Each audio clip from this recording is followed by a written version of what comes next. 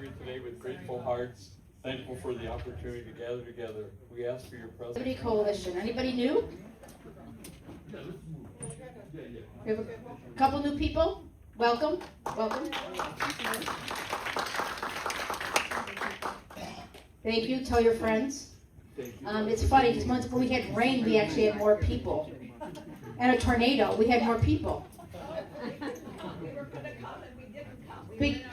Okay, and then now we have beautiful weather. People go, oh, it's such a nice night. I'm in my backyard. So that's why we need more bakers. We need more bakers and refreshment people. We have to draw them in with food, right? Jesus had the Last Supper. He didn't have the last coffee, right? So we need to have more bakers. Being Italian, you got to feed them. They're not going to listen. Kathy, could you raise your hand for a second? If you could bake for us next time, or even pick up something, we're not picky. And I'm also looking for a hostess still. That's one position we don't have filled. I'm not a very good hostess. I put the coffee, the coffee pedestal in the wrong slot, and I have water for coffee. But it's coming. It's brewing now. So please be patient with me. I'd like to mention tonight, if Linda, if you would raise your hand or stand up for a second. Linda O'Brien is Liberty Camp. We all know what Liberty Camp is? Yeah. For new people, Liberty Camp, thank you for the old people for saying yes, because you know it's such a great organization. And you just got an award at the Republican Lincoln Day dinner for all your work. That what she does is she educates our young on the Declaration of Independence, the Constitution. She puts them in a time capsule back to the Revolutionary days, and she teaches them real history. So anything tonight that we please be generous, that we gather tonight, buy our refreshments, all donations go to Liberty Camp. How much is it per child to send them to Liberty Camp? $70. $70. And how? Only because of our great donors. What it costs us to do a camp for a child is about 3 times that. Wow. Right. So you need adults for volunteers. Right. And you need teens for like camp counseling or camp leading. We call them Young Patriots, but they're actually helping the major reenactors in costume, so they really like having costumes. And it's only 1 week. It's only 4. Right, 1 week starts July 6th. And you have some forms with you for more information. Yeah, I've got the brochures on the table. Beautiful. And teenagers could also do that for service hours. Yes, 40 hours. That's a big deal to me because it's hard to find good service hours where teenagers really want to do something like that. So if you have a grandchild or a niece or nephew of your own daughter or son needs to do some community work, please see Linda. And don't forget to give to Linda's Liberty Camp. Our first, yes, Molly? Okay. 1 minute. Okay.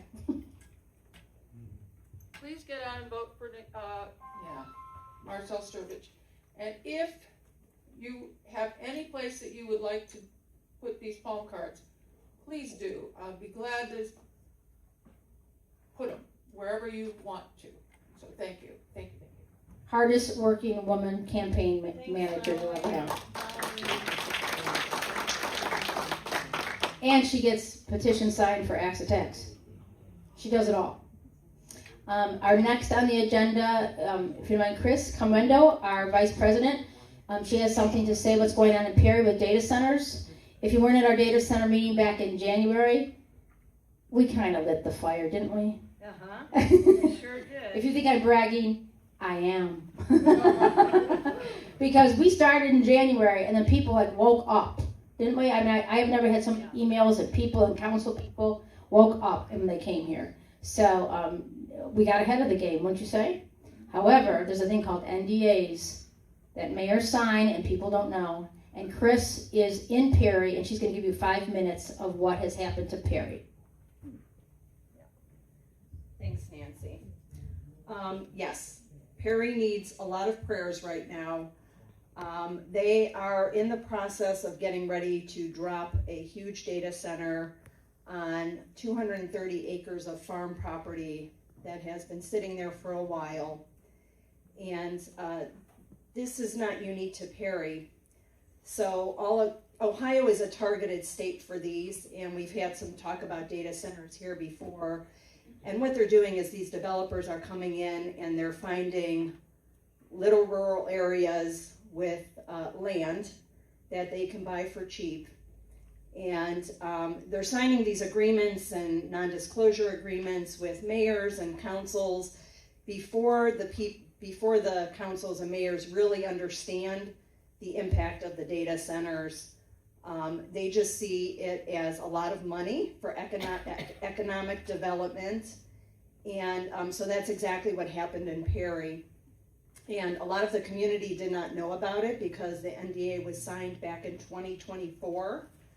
And then last year, there were some issues with zoning because this is a residential rural area and a data center doesn't belong there. But they took care of that and rezoned it so that it can come in. So right now, there's a lot of upset in the community. They do not trust the mayor.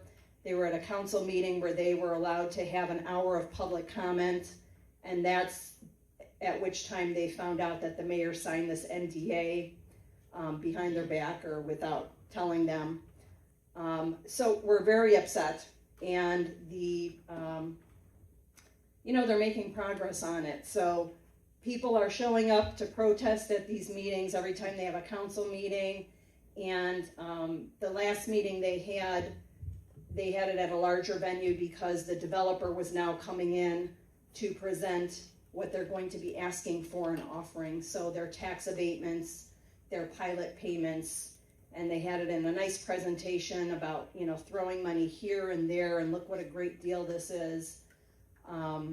So the next step is they're supposed to have a town hall meeting with Q&A, and the council is going to be taking emails from people with everybody on the council, to everybody on the council with the concerns, but they want references.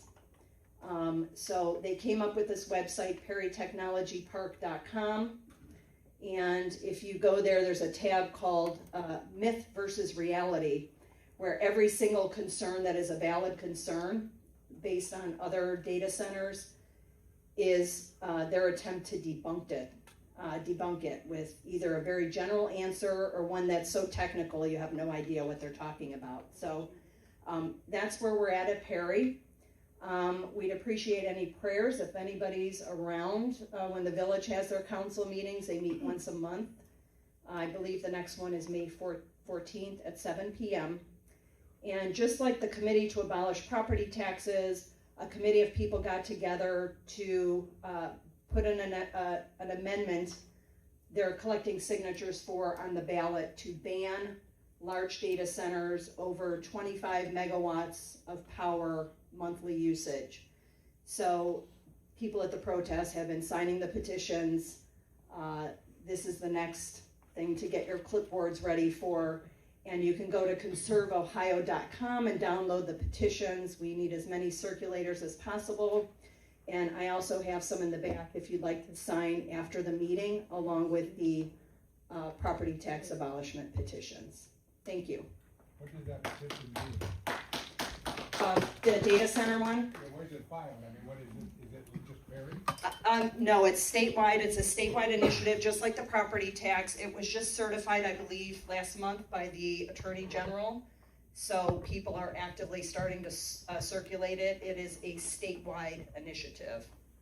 Will it go in November? If they get the over 413,000 signatures, yeah, same thing. Same thing. Valid Well, what was that again? Conserve Ohio? ConserveOhio.com is the group that put together the initiative, so you can download petitions there and get additional information. If anybody's on Facebook, please go to the group Say No to Data Centers. That is a repository for everyone dealing with data centers across the country. Apparently there's been some information revealed that the state governor of Pennsylvania has also been pushing down and trying to make this a local issue when they are hand in glove with the developers. So please go to that Say No to Data Centers and see what they're doing across the country about it. There's several Facebook groups, so if you just search data center, you'll see there's one specific for Perry because everybody was flooding the Perry community pages. So we made a separate one for the data centers, but there's several pages. And you're going to be here after the meeting to ask any Yes. questions. I can answer any questions. Thank you. There's a lot to say about data centers, so please approach her. We've covered it extensively, and there is so much to know. There's so much to know. But there's never been a time now for we, the people, to fight back on so many things. Okay? So with that being said, we had our, what do you want to say, our press release. Mr. Massey, Commissioner Plechnik, Mayor John Mara, and you know the Commissioner Leonard's not here tonight, or Vesna, no. And they gave us a great rundown of what's going on with our tax petition. So without further ado, Commissioner John Plechnik, Commissioner No.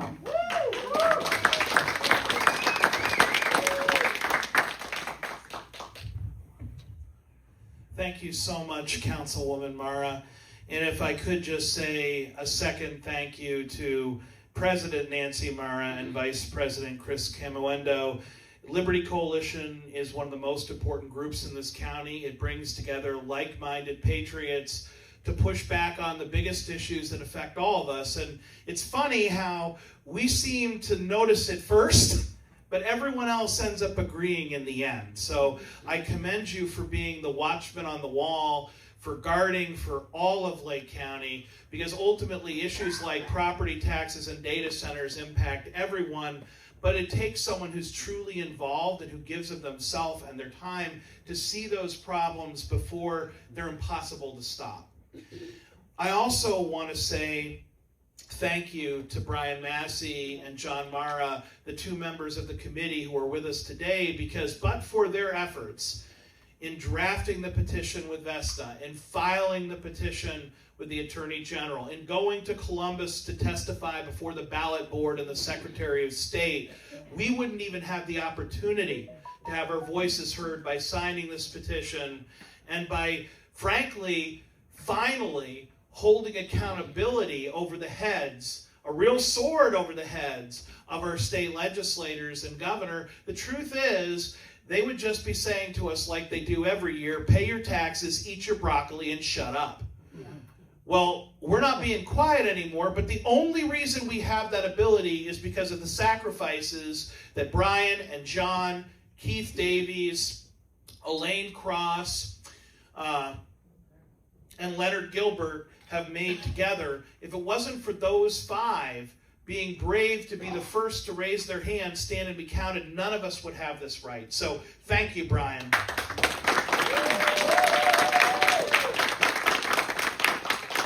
And I believe it was particularly appropriate that in Lou and Carolyn Fidanza's amazing replica of the Oval Office, that Brian channeled our founding fathers in signing the Declaration of Independence from property taxes. And it's not just because of the symbolism in this of all years, America 250, the semi-quincentennial of the United States. It's not just because of that parallel, and frankly the fact that Thomas Jefferson and George Washington would go berserk if they even knew how high taxes were going to be 2.5 centuries later. It's because there really is a similar risk. There really is a similar risk for the signers of the Declaration of Independence then and now. Make no mistake, folks, even as we're applauding Brian Massey, he is public enemy #1 as far as the establishment is concerned, because he ruined everything. He let people know that they can actually change the law without the politicians' help.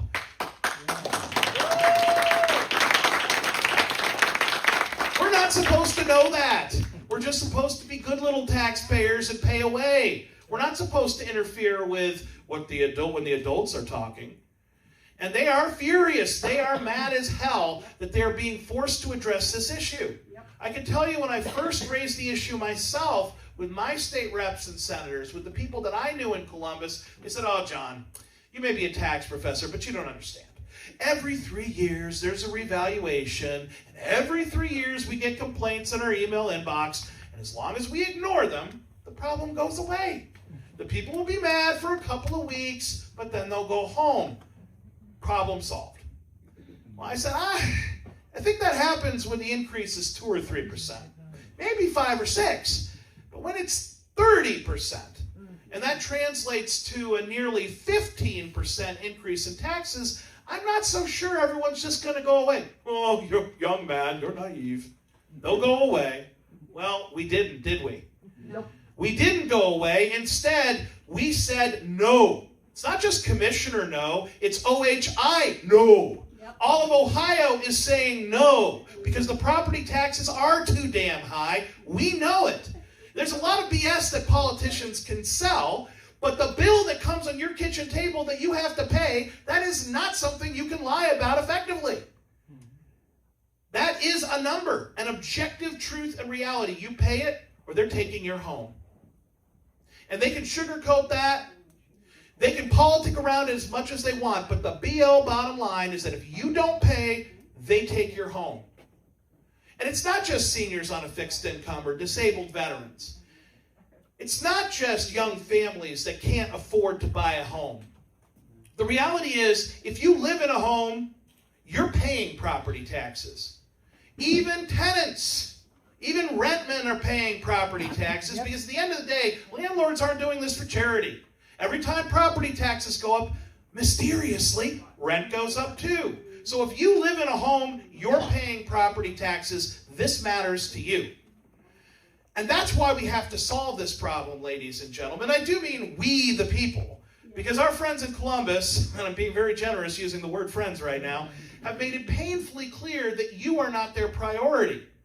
Because they know darn well that while there is plenty of money to cut spending and use those tax savings to cut property taxes, that means they don't have $600 million for the Brown Stadium.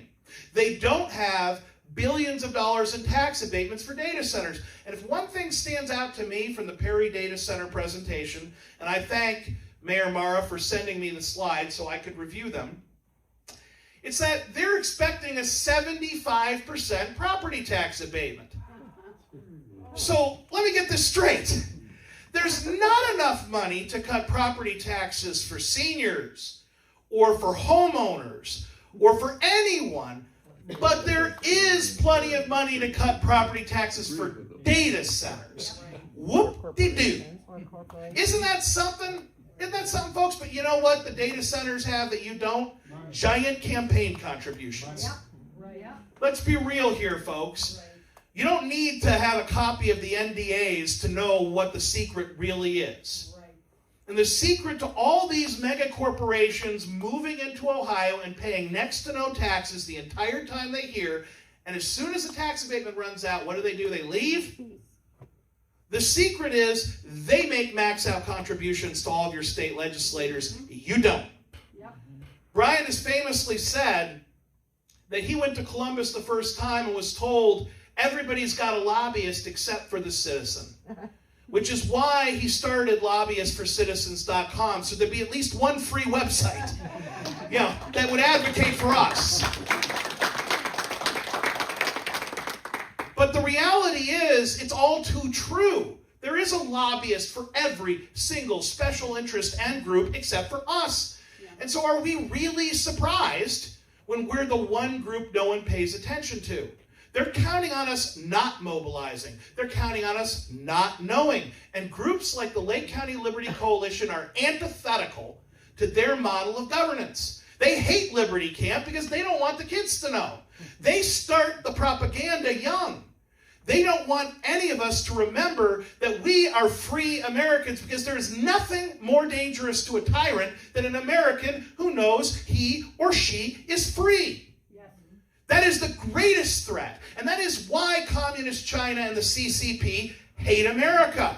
It's why the swamp in D.C. hates itself, self-hating Americans. It's because they can't stand the fact that these peasants, these uppity peasants, don't understand we're supposed to bow to the king and pay property taxes. I see all these No Kings rallies, and the one thing that goes through my mind is no kings means no property taxes. Because the one thing the king always did is charge you to live on his land. So if you really believe in no kings, get out your pen and sign the petition to abolish property taxes. Otherwise, take a knee, bow, and admit you're a Tory. You're a lobsterback. You're a redcoat. You love the king. You love him so much you're willing to pay him every year to express your love. Sorry, folks, you can't have it both ways. If you pay the king's tithe and taxes, you support him. That's the bottom line. So if we want no kings, no property taxes, join us. Realize that you're conservative. If you really want to get rid of the tyrant, we're with you. But here's the thing. Anytime you propose change, you're going to have the naysayers, you're going to have the fear-mongers who are going to tell you, well, if you rebel against Great Britain, there'll be no imports. Your children will starve. You'll be overcome by foreign powers. You'll all die, starting with the children. It always starts with the children. We're all going to die starting with the children if we don't bow to the king and do exactly as he says. But you know what?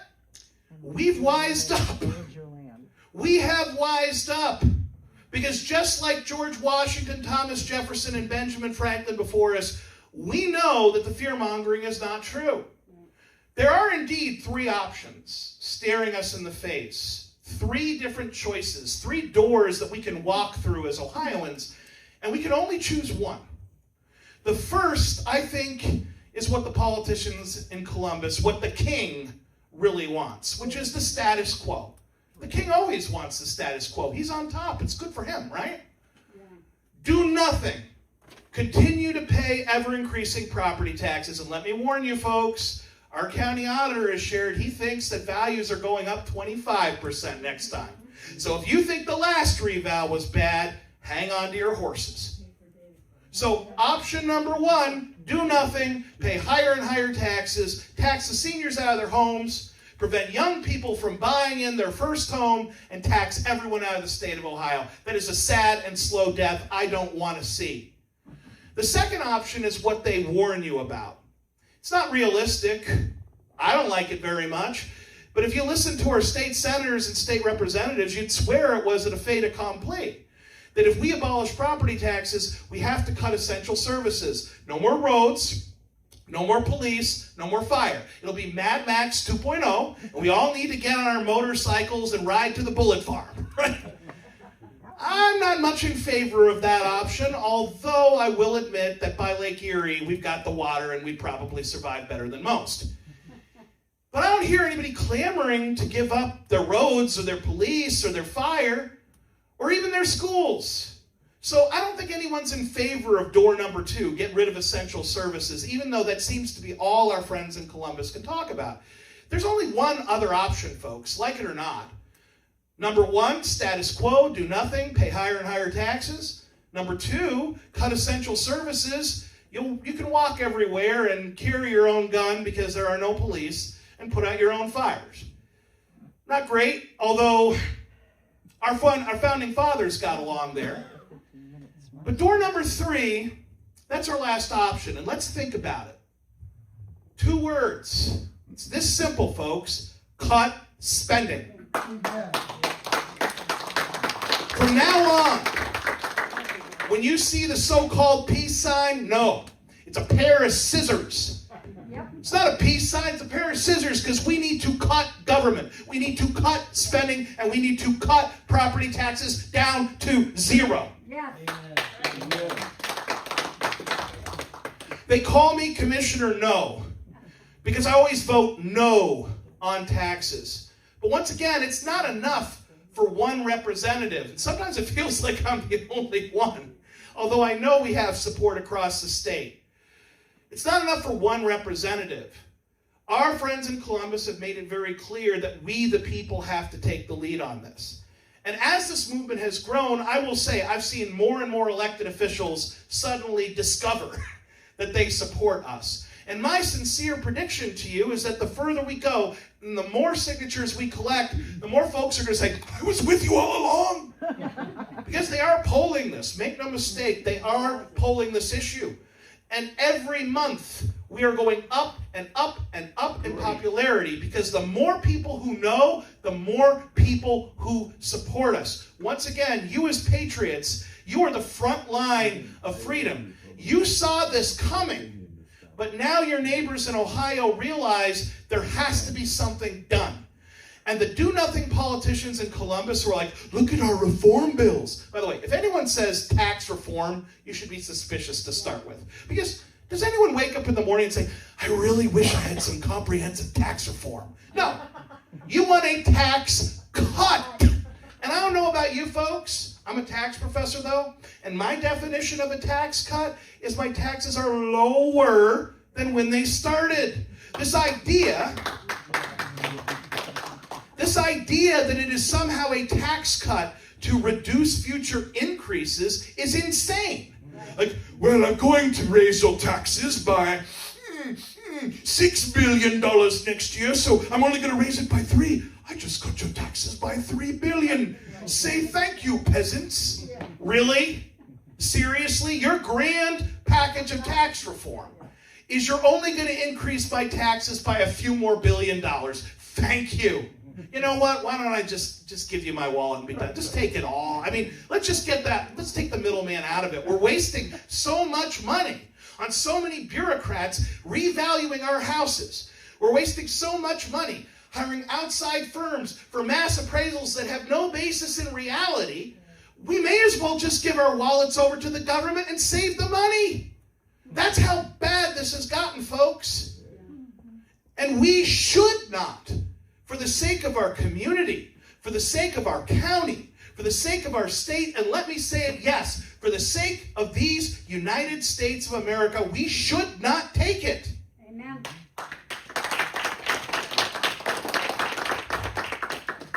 They say that history doesn't repeat itself, but it does spiral. It rhymes.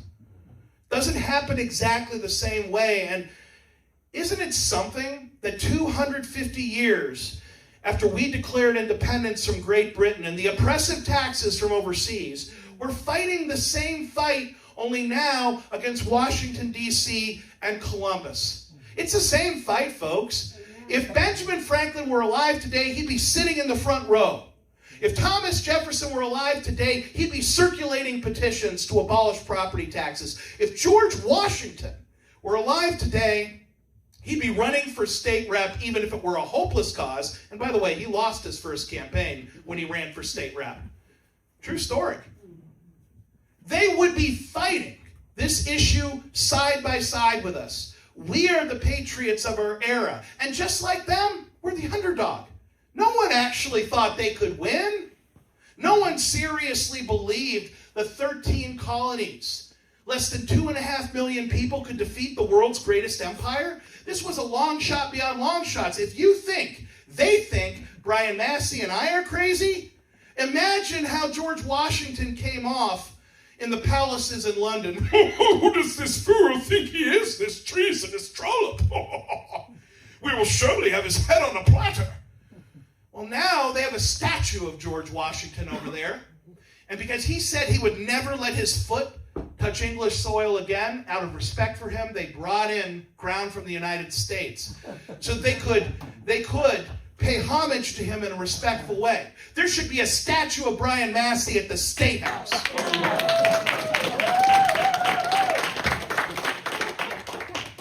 They spend all this money to put pictures up of every Speaker of the House before they go to prison, and every state Senate president. What about a picture of the taxpayer? The one that makes all of this largesse possible. Isn't it ridiculous that we're paying homage to the people who are supposed to serve us? A government for the people, by the people? Not by these politicians. It's time for us to take our power back. And the way we do it isn't with just words, isn't with just criticism, because Lord knows it's easy to criticize. It's with action. Because as George Washington himself said, deeds, not words. Actions speak louder than words. Show me with your signature as we sign this petition to abolish property taxes. And let me say loud and clear, to those of you who are still making up your mind, and a majority of Ohioans are still deciding what to do with this crisis. And make no mistake, property taxes are a public health crisis. Not some wokeism or liberalism. Property taxes are a public health crisis.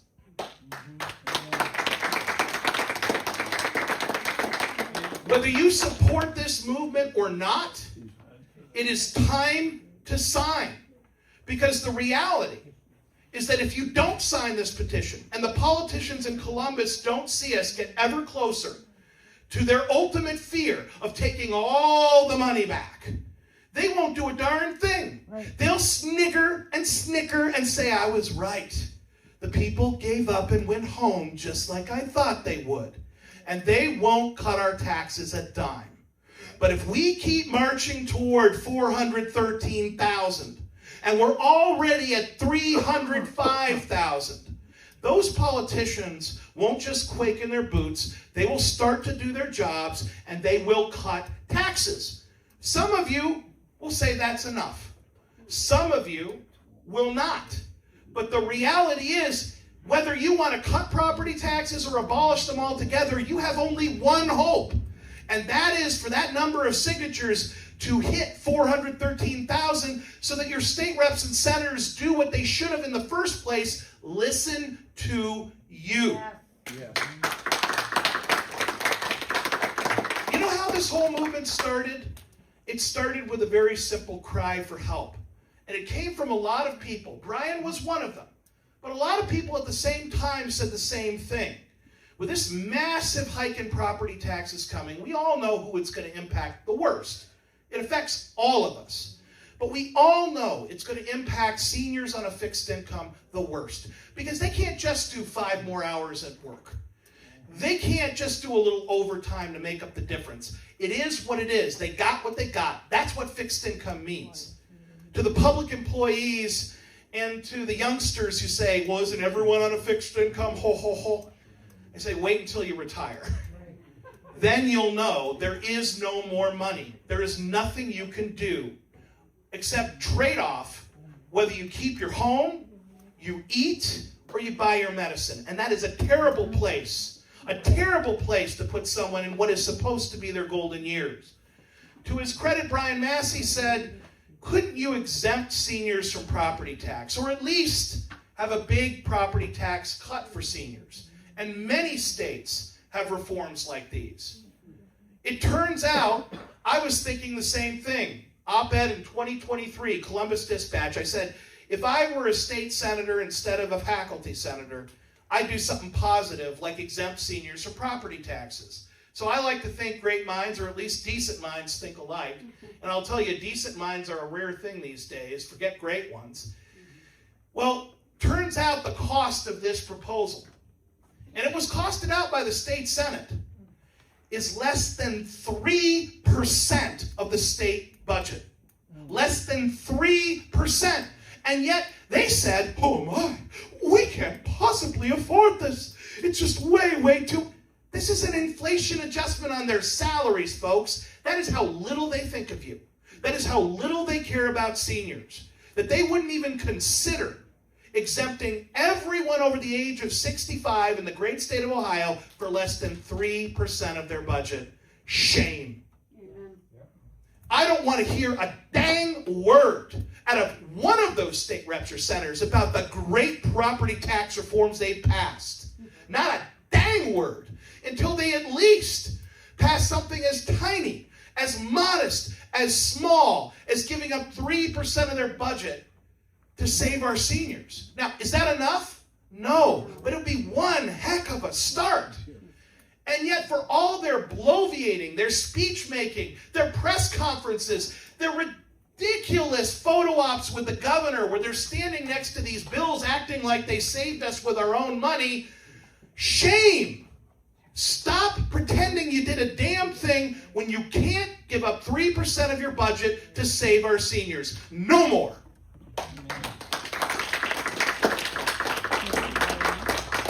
So, ladies and gentlemen, with that, any questions? Did you see the red coats in Washington, D.C. today? I did not, but it wouldn't surprise me if they tried to invade. The king was here. King Charles is here.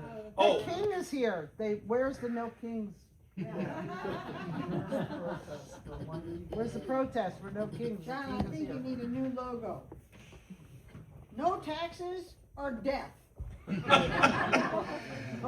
At the rate it's going right now. I think there's a lot of politicians whose ideas should go to the graveyard. Yeah. I do have a question. Something came to my mind when you were speaking. So I would like to know who and what department authorized that company to do that property valuation? So the answer is state law requires the county auditor to do a revaluation every 3 years. Right. And every 6 years, they're required to have a picture of every single home. And there are two ways you can do that. You can hire a person to drive to every home, or you can have a drone. Drones are cheaper, and that's what the county auditor elected to do. Still was $1.8 million. Now who oversees For that? Lake That's County. too much money. For Lake County alone. Yes. But I'm telling you, it cannot be done much cheaper than that. And I'll tell you, there's a reason they set things up this way. Because they want you to reflexively go, how dare the county auditor waste $1.8 million? Son of a gun! I'm not here to defend Chris Galloway. What I am here to say is that no county auditor can refuse to do this. It's all in the Ohio Revised Code. Our state reps and senators set it up so it looks like the county's doing it all. It looks like the local governments are the ones who are shafting you when it's really the state. Right. Yeah, the county auditor does the valuation because state law says they have to. The county treasurer collects the property taxes because state law says they have to. It's a great way for state reps and senators to make it look like they're not in charge. But make no mistake, every valuation, every bill goes through Ohio Department of Taxation where they give final approval. And when county auditors have tried to push back and say, no, I won't do it, they get in big trouble, folks, because that's breaking the law. And we can't fix this problem by yelling at the county auditor, although sometimes it relieves us of our frustration. The only way to fix the problem is to change the law. Amen. What was the total collected in Lake County for property taxes in 2025? What was that, Brian? I think it was somewhere in the order of like $500 million across all taxing authorities, right? We can get you that number though. But it's hundreds of millions. And you said 1.8 billion. 1.8 million. Million to do the drill. Yes. Okay. 1.8 million. Still outrageous. Yes. And It's outrageous, but once again, all these things are set up by state law. And they love the fact that we point our ire at the poor county auditor or the county treasurer, when in reality, they have ministerial roles. They're not legislators. They're not public policy makers or deciders. They don't make the law. They just follow the orders from headquarters, which is Columbus, Ohio. 2023, the first half collection was 256 million property tax in the. So I was about right. It's about $500 million a year in Lake County alone. And it's about $24 billion or so, we're told, statewide. And my response is, yeah, good. If we abolish property taxes and pump $24 billion back in the Ohio economy, can you imagine what a supercharged economy we would have? I mean, seriously, folks, we've all heard of the Laffer curve, that when taxes are too high, you cut taxes, you actually increase revenue. Well, Ohio is in the top 10 or 15 for property taxes, depending on your ranking system of choice. And no, you can't make the argument, well, other taxes are lower. They're not. We're in the top 15 or 20 overall, according to WalletHub. We're the 16th highest tax state in the nation, which tells you what? 2/3 of the states are doing more for less. We got bad services, we got high taxes, and our politicians are telling us, oh, there's nothing that can be cut. We're already cut to the bone. We're so thin. There's no way we could possibly do anything more effective. 2/3 of the states do more with less. If there is a way to do it, we should follow. The reality is Texas is booming right now. Florida is booming. Tennessee is booming because they are low-taxed states. So we spend so much time talking about how do we replace property taxes. We're not. We're going to cut spending, and we're going to cut taxes, and we're going to supercharge the Ohio economy. And the irony of that is that when people spend that $24 billion and it goes to the economy, conservatively 4 or 5 times, we're going to raise about the third of the money in sales taxes, probably another half the money in income taxes from all the new residents and businesses and spending that derives from it. In the end, it's entirely possible that the property tax cut pays for itself. And this is only possible because Ohio is so dramatically overtaxed. But that's what they don't want you to know. Has there been any numbers, anybody derived how much we're spending to educate and provide for our illegal aliens in Lake County? You can't run numbers when you don't have them. So there's no numbers there. Yeah, I don't know how know. many we have. They don't want you to know, Elliot. I mean, that's the reality. So I'm sure it is a non-zero cost. I'm sure it's higher than any of us would care to admit. But the reality is we can't run numbers we don't have. So I'm not going to create a number or make something up. But you're just citing one of many examples of waste, fraud, and abuse. Commissioner, what's your response to Senator Jerry Serino when he says it's irresponsible of the citizens to move forward to abolish property taxes without having a definite system of how to replace them? Well, he sounds like a After I'm done laughing, I would say it's irresponsible for the chair of the Senate Finance Committee, whose job it is to set the budget and tax policy for the state of Ohio, to ask the average citizen to do his job for him.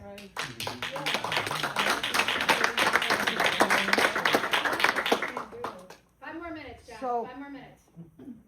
Can you tell us how the earned income tax levies that are on the ballot, especially for Wickliffe, how not so good that will be if it passes? So let me make it very simple and plain in a way that applies to all of us, not just those of us who live in Wickliffe. What you see from some government entities, including Governor DeWine, is, well, if you cut property taxes, we'll have to raise other taxes really high. 20% sales tax, says the governor. Your local school district says, give me income taxes now. Painesville. Let me make it very plain. Yeah, Painesville and Willoughby East Lake tried it, Right. and then I stared him down along with a few mayors, including Mayor John Mara right there. We said, hell no. Not just no, hell no. But folks, let's be real. The people of Ohio are not saying, please find new and creative ways to tax me more. I want new taxes. No, they're not saying new taxes, different taxes. They are saying we are overburdened, overtaxed, cut my taxes. Property taxes are particularly despicable because it can cause you to lose your home. I'm not going to deny that. But no one is saying, raise my sales tax, raise my income tax. We're saying, no. It's even worse, big government. Oh, you thought that we wanted you to raise some other tax? No. Oh, wait, so you want lower taxes? Oh, no, it's worse, big government. We also expect better services because we are not going to keep paying you billions of dollars for public schools that educate 50-60% of the children at best? No. We don't just want a huge tax cut. We expect you to do your goddamn job. Have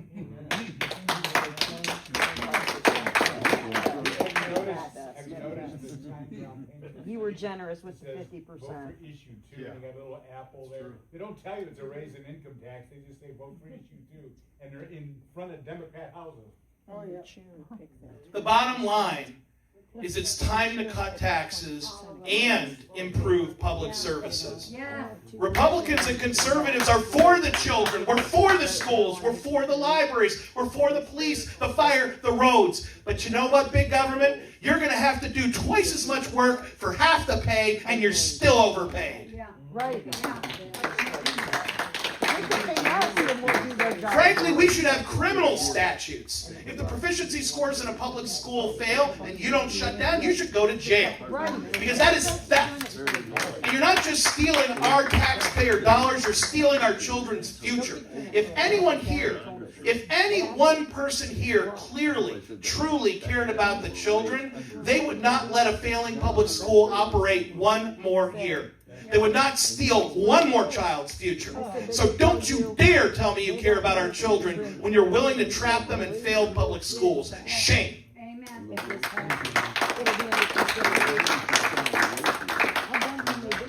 So let me close by saying this.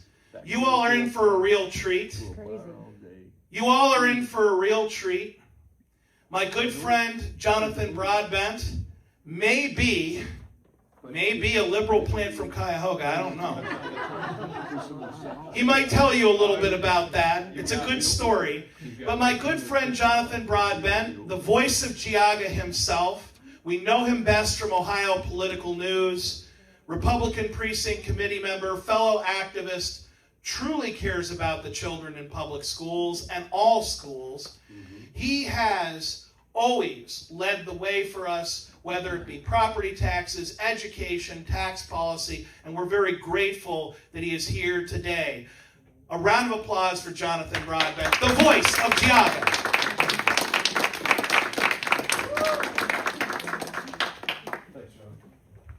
Hey everybody, well this is cool. I get to begin and end my day with Commissioner No.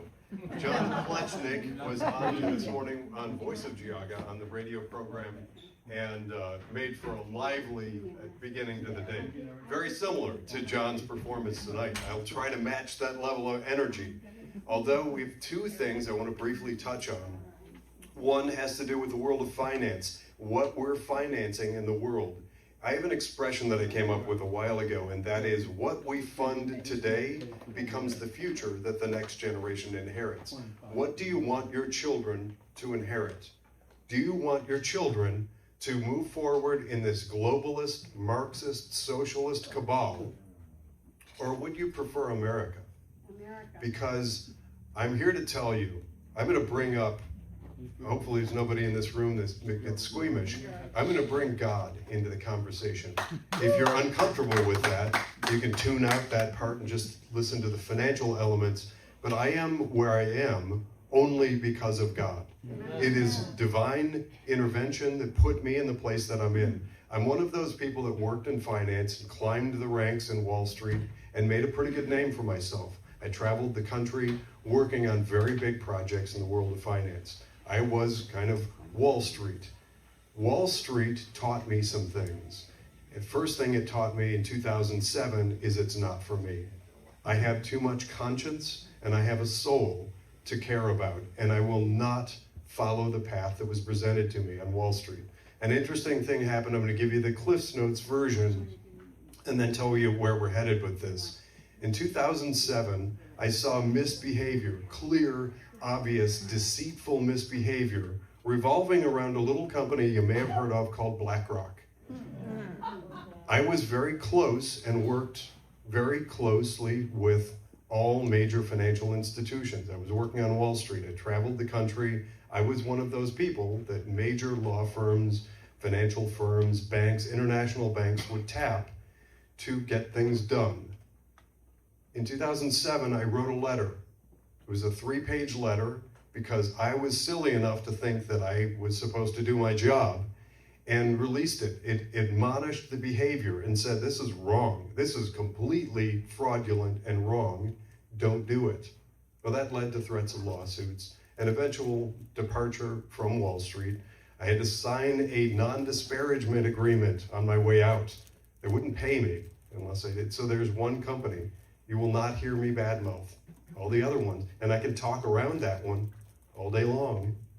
But all the other companies out there, I found that I was uniquely positioned to understand what's broken on Wall Street and what's broken in the world of finance. And then interesting things happened along the way. If I paraphrased it for you, you wouldn't believe me. If you don't believe in God and God's hand, you would think I'm making it up. In the world of finance, all these bad things that you hear about, ESG and DEI and what's called the corporate equity index, all of that stuff, I happened to be in just the right place at the right time all along the way in a sequence to understand who was operating it, how, why, the money behind it, the financial institutions, the levers of power, the connections with politicians, and I started fighting it because I care. That has made me, in the world of finance, one of those enemy number one. I've had a target on my back. I've had all sorts of regulatory agencies have been just crushing me for 6+ years. I'm a small business owner, but I'm going to say two things at once, and they may seem counterintuitive. I am in the crosshairs, and I have very powerful people who are trying everything they can think of to crush and ruin me. It is painful. It is awful. I wouldn't wish it on anybody, but I love it. I love it because I know that I'm doing the Lord's work. I know that I'm put here, and I know the things that I do, and I have the voice that I have in order to fight back. My mission is to get information out there to the world about what's happening in the world of finance.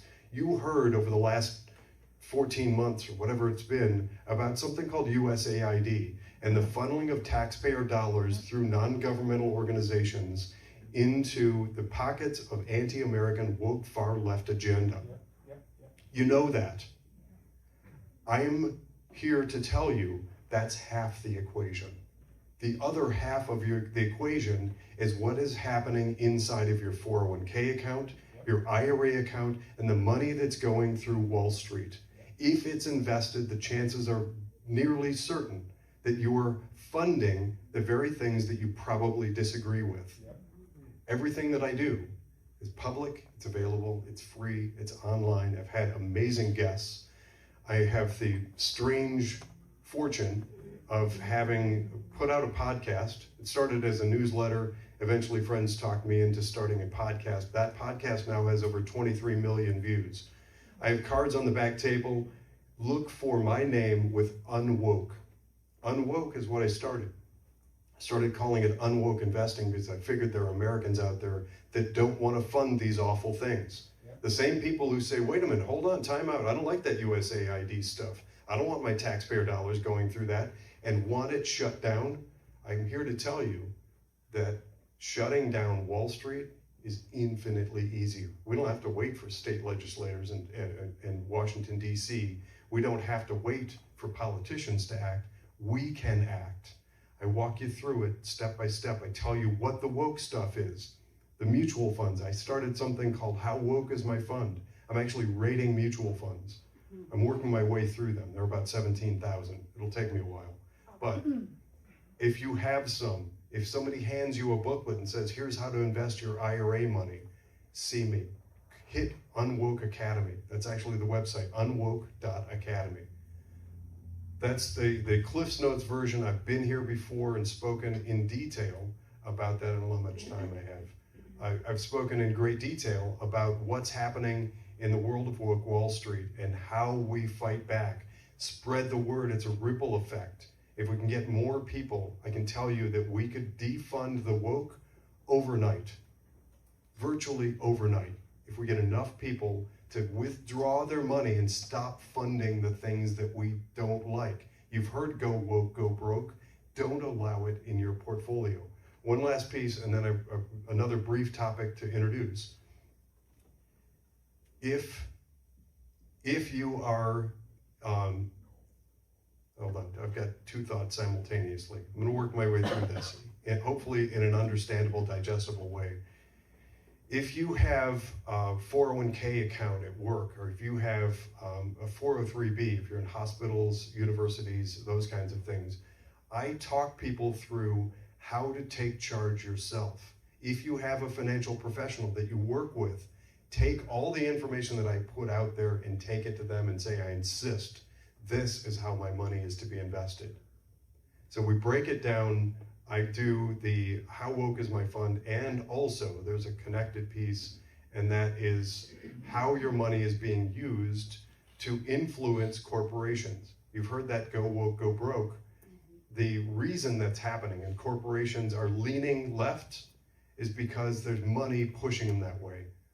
We have organizations out there now that are starting to reverse that. Inspire is one of them. I'm not associated with Inspire, but I admire them. The objective is to move the needle in the other direction and get back to at least neutral, maybe even pro-America. America first, and make America great again.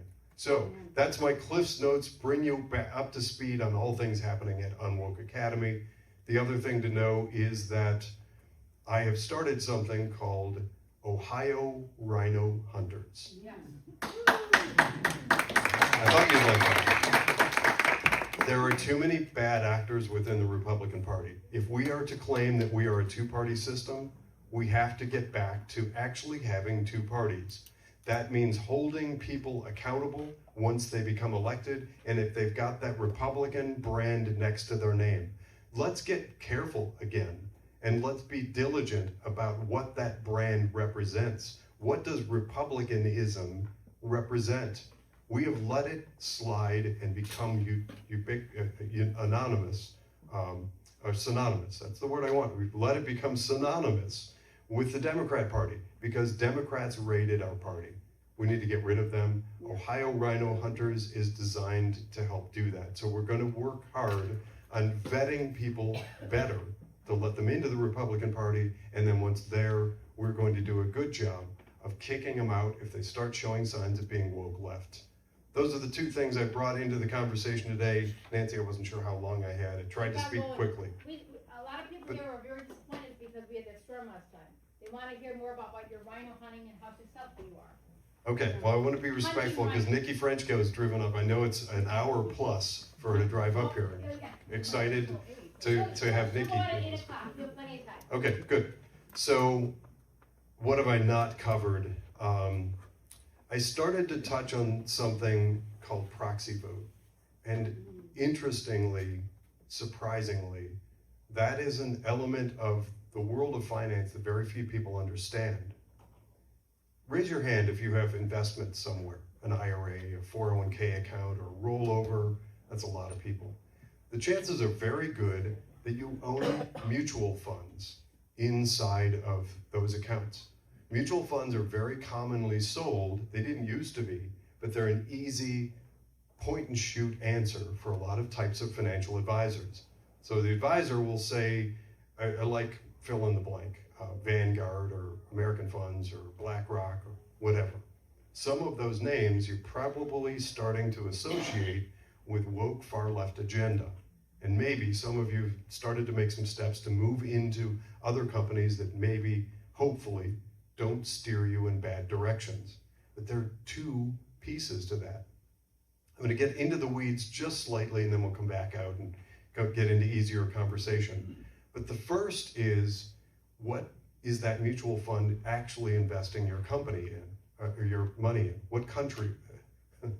Tongue-tied tonight. What companies are the mutual funds investing your money in? Well, I'm here to say that with the this era of mutual brain fart. Hello. Let me take a deep breath. With this era of internet, it's very, very easy to figure out how your money is being invested. I'm going to give you a trick. Mutual funds are always represented by 5 letters ending with the letter X. If you open any browser on your phone, on a tablet, or your desktop, open up a browser and type those 5 letters in, you're going to get a wealth of information about how that mutual fund is investing your money. And if you see names on there, like NVIDIA, Apple, Microsoft, Amazon, those companies that I make the argument are drastically overfunded right now, consider alternatives. There are better alternatives out there that are not exposing your money to inflated values. Those are, and I talk about this often on my show, hit that unwoke.academy, and I talk frequently about what's reasonable, what's a reasonable value. I'll pause right there because I often get the question, well, why wouldn't it be a good idea to invest in Apple or Nvidia or Amazon? You may not know this, but right now, Nvidia, the stock price is so high, it's so inflated that that one stock represents more money than both the German and Italian stock markets combined. That is inflated price. It's been said by an economist I follow, it's a great expression. He's said, if you believe in the current price of Apple stock, then you believe that we will all live in Apple homes, wear Apple devices, drive Apple vehicles, and stream Apple services. Apple is so inflated right now that I make the argument that it is a bubble. It is a bubble intended to drive us into a global economy. It's globalism. It's funding globalism. That's one piece of the puzzle. The other piece of the puzzle, as I said, is proxy voting. If you're not familiar with that, watch a couple of episodes. If you do a search on Unwoke Academy, you'll find several episodes where I talk about the importance of proxy voting. Proxy vote works like this. If you own shares of a company, and all of you who raised your hands own shares of companies, those shares give you voting rights. Do you know who's voting for you? I can tell you in the world of finance, overwhelmingly, it's the financial world equivalent of AOC, Nancy Pelosi, and Joe Biden. Those people, overwhelmingly, who are doing the voting on your behalf, lean very far left. You have alternatives. A lot of people don't want you to know that, but you can ask for a better voting vehicle. It doesn't mean that you have to take over and do those votes yourself. There is a process to that. A lot of people are too busy. I understand that. Life is busy. You don't want to step into the learning the understanding of business operations and vote according to your values. But there are some growing companies out there who stepped into the fray and said, we will do proxy voting for all of the people out there with 401k, IRA types of accounts, and we will vote in conservative values. We will vote some are Christian. They address voting in conservative ways. So those are two things that are critically important and a key element on an ongoing basis at Unwoke Academy. I've had some great experiences with some very special guests, some of whom you will recognize, and interestingly, I've had a number of guests who are actually kind of far outside of the realm of finance, including Tina Peters, who you may have been reading about recently. She is the woman in Colorado who got her hands on the hard drive from a Dominion voting machine. She was a special guest of mine. Justin Bernier, who runs the National Security Index. That's a think tank based in the Washington, D.C. area that evaluates how our money gets invested and whether or not some of the companies that we're funding are actually enemies. And what that looks like, we've got some companies, and BlackRock is specifically named in something called the CPA report, which was presented to Congress in early 2024. Some managers have found their way around embargoes to take money, like your 401k account, some of those mutual funds, IRA, get around the embargoes and invest our money, our hard-earned American dollars, in the growth and expansion of the Chinese Communist Party's military ambition. Wow. We are funding that, ladies and gentlemen. Raise your hand if you're interested in funding the growth of the Chinese Communist Party's military. I'm not seeing any hands going up. These are bad things. I could go on for hours, and unfortunately the world of finance, I try to keep things in conversations like this one pretty digestible and fairly straightforward. We get into the weeds on the program. Some of it you may want to watch it a couple of times to absorb the information. But ultimately, please know that our mission at Unwoke Academy is to make this stuff understandable. Because if you can understand it even just a little bit, you can stick your toe in the water and start to peel back and stop the bad guys from doing bad things with your money. That's the mission. There is political connection. And I'm sorry, I'm going to sort of bring in a third element to the conversation. As Commissioner Plechnik mentioned, I got into this fight because I saw what was happening in K through 12 education when my wife ran for school board in Beechwood. It got me paying attention to what's happening, what's not happening, and the finances behind K through 12. I started in Ohio, I've expanded since. That's gotten me a lot of exposure to something called the Protect Child Health Coalition. What I've learned is awful and disastrous nationally. But the reason for bringing it up is twofold. One, if you have Newsmax, you'll find me in a documentary called Transforming America. That has everything to do with the intentional damage of the American education system. It is intentional.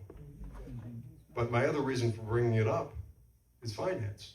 There's big money to be made in K through 12 education, not just construction. But you think about the 4 different ed tech companies that are approved in the state of Ohio. So all those Chromebooks that were handed out to kids, there's data mining that happens through those Chromebooks. There is ed tech, that's software that gets purchased by school districts, often by mandate, and put onto the laptops. There's huge money in that. So where we used to have publishers like McGraw-Hill and Pearson Publishing, those are 2 of the biggest in education, that made tons of money by printing actual books and then selling them to school districts. That was big money. The profit margins behind the tech is infinitely higher because there's very little product. They don't have to print and ship anymore. Right. Those, if you're funding them, you may want to think again. You may want to change your mind about how you're allowing your money to be invested. These are all things that we cover. I've actually drilled down several times into the details. I go into the weeds on what's happening in ed tech and publishers and the companies that are selling stuff into our K through 12 system because it's bad. It is harmful to children overwhelmingly. It is high profit margin stuff. That's a big part of the reason, going back to Commissioner Plechnik's comments about the roughly 60% of our property tax that goes towards schools. The reason, one of the key reasons that we're in some local school districts are spending $20, $30, and even over $40,000 per year per pupil is because of all that stuff. Well, what if it's not just your taxpayers, tax dollars that are being abused? What if your 401k statement is also being abused? And there's remember earlier when I said there were kind of 2 thoughts at once? I wanted to make sure to come back around to something. I made a mental note. I talked about what I view as the bubble. Those big companies, and there are around 30-ish companies that are preposterously overfunded. And the bizarre, bewildering thing is that money continues to flow into them. So there are people that are still sort of on autopilot, letting the 401k dollars go into the same mutual funds that they've been buying for the last 10, 15, 25 years, that are going into those same companies. And they're funneling more, every paycheck, funneling more into NVIDIA, Apple, Amazon, Microsoft, etc., that group.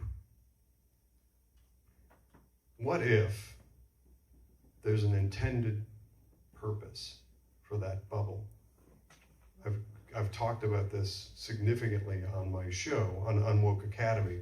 What if that huge bubble that has been orchestrated were to pop? Right.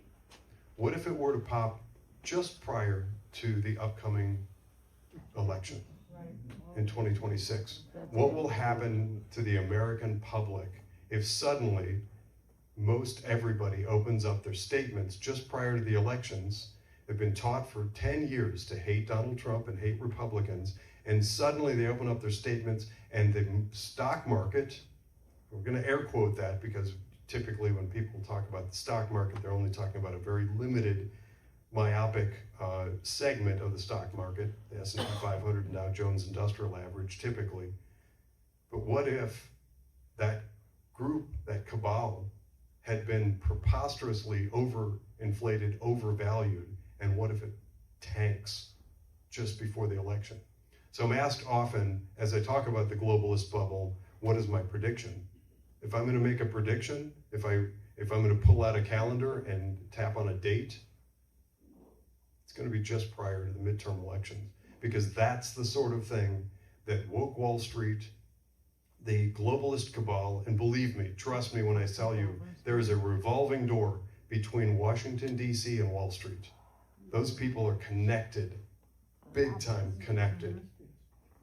So if all the people that hate Trump could manage to orchestrate the collapse of what we consider the stock market just prior to the elections, that ruins the Republican Party, all Republican candidates everywhere on all tickets, and tanks Donald Trump for the coming 2 years. How much more time do I have?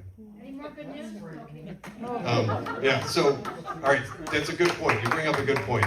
I'm going to leave us with good news. I have a question. All questions. The good news is we can combat this. I work hard on getting this news and information out to people at Unwoke Academy so that people can respond accordingly and get yourself in a better place. And the brilliant, great news, starting on February 21st, I'm so glad you said that. Thank you, Nancy. It's on February 21st, 2025, Donald Trump issued something called the investment policy. That document is, in my book, the most important thing he's done in his life. That is the most important document Donald Trump has released in at least his professional career. So that sets the stage for, instead of us funding the woke globalist cabal, us getting back to funding American enterprise, free market economy. Question?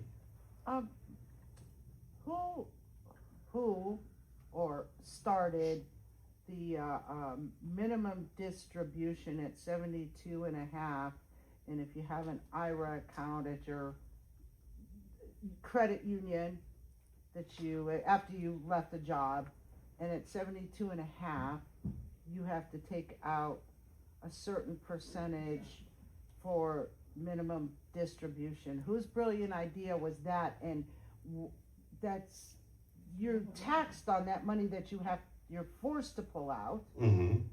Yeah. So the question pertains to what's called an RMD, or required minimum distribution. It's now 72.5. It used to be 59.5. This is a set of laws that requires people that do tax sheltering. If you put money aside and it's tax deferred, the IRS wants to make sure that in your lifetime you pay off those taxes. They want you get taxed to the hilt. They want to make sure that you can't escape being taxed. That's the short answer. There are some ways to mitigate and manage your way through that. There are other forms. This gets a little bit complicated. And hopefully I can put this in a meaningful, helpful way. But what you're referring to is traditional, typical tax sheltering.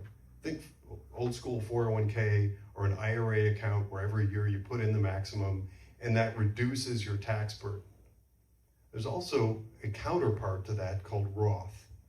Roth, it allows you the opportunity in smaller increments to manage that tax over time and get your money into an account that does not have a required minimum distribution and does not have tax implications on the tail end. That money, when you withdraw it in the future, is untaxed. But as far as who set it up, it's the usual bad guys. They don't want us to do anything that isn't taxed. I mean, they tax everything. Transfer of wealth, inheritance, gas, sales, yeah, you name it. Everything is taxed. I think that we've gotten to the point that we have with being as overtaxed as we are by letting it happen. Not enough of us thought like the Boston Tea Party. Not enough of us stepped in and said, nope, I'm not having that. So kudos again to Brian Massey for his willingness to step in and be the person to say, nope, we're done. I'm not having that. If we could do that with more things, we can get to the beautiful future that Commissioner Plechnik spelled out, which is better services at half the price. And even then, I think you're right, they'd be overpaid. Yes, sir. Yeah, Jonathan, I probably am gonna sound a little negative here, but I'm looking for a little sunshine from you. I've been looking at this I'll try. for a long time myself, and I kind of know how we got here. I've seen, you know, what I've looked at, I've seen how the CFR, our monetary policy, yada, yada, yada, has all pushed us into this direction over the last 50 years in the near term. And what I see with this is that, or as I understand more of this, it just seems to me the infiltration is so insidious, so deep. It's so much broader than I ever imagined. What you were talking about, I'll just limit it to this. I'm worried about this stock market bubble. To me, the stock market seems like a bubble. It has for a long time. And the last time they popped the bubble, God, it's the biggest traitor I've ever seen in my life, is Barack Obama as our president. And I have great faith in President Trump. Is he doing anything to prepare himself for what I think is going to happen come August, September, October? Because I think something like that is going to happen. And you're right, we've been conditioned as a society to hate him. I see it in my own family. Yeah, the TDS is everywhere. Yeah, so we need a little sunshine here. Yeah. Well, there is actually bright, beautiful sunshine, and I'm happy to share it with you. The first thing that you have to do is get rid of and shed from your mind the conditioning that's been put upon you by a lifetime of hearing daily about the market. The market's up. And then they play that happy music. The market is down today, and they play the sappy, sad music. What they're talking about is a tiny little segment of the market that represents overwhelmingly, drum roll please, that 30-ish cabal of mega companies. So what that's constantly doing is driving our attention to a very small number of companies that trade on a stock market. There are vast, huge numbers of companies out there that are overwhelmingly ignored in that equation. We started doing something at Unwoke Academy, and off of that, actually, I spun something called the Financial PMA, which is the Financial Private Membership Association, where we started building model portfolios in exactly the opposite way, looking at the companies that were devalued, that weren't being looked at and talked about by mainstream media and politicians. And starting in mid-2024, we started investing directly in those companies, bypassing the money managers, not going to a mutual fund, and going back to what we know works from our parents' and grandparents' era, which is building a stock portfolio. I advocate for that because it does several things. You know what you own, you can understand it, you can see it, you know the company names, and you gain that vote. The proxy vote is no longer third party. You're not giving that vote to somebody else anymore. So we started doing that under the premise that Donald Trump might win. I'm pleased to report, and I talk about this often in my show, there's a woman who started trading on October 8th, 2024, and is up well over 60%. That is a good portfolio. It's not swing for the fence. That is all the companies that had been strangled and suffocated through years of over-focus and steering capital markets, which is just basically a fancy way of saying what companies are we funding. It's steered so heavily into that small cabal, that 30-ish companies. As soon as those start to deflate, where does money go? It goes back into the rest of the world. All those great companies out there that could represent competition and the next new thing that had been cash starved for years. That's where we are right now. I think that there is great opportunity if we can convince enough people that free market society, a free economy, is worth it. To take their money out of BlackRock, out of Vanguard, out of State Street, stop funding those things that we don't like, stop complaining about them on social media, but then allowing your money to go and fund them, and swing your money instead into a free market economy.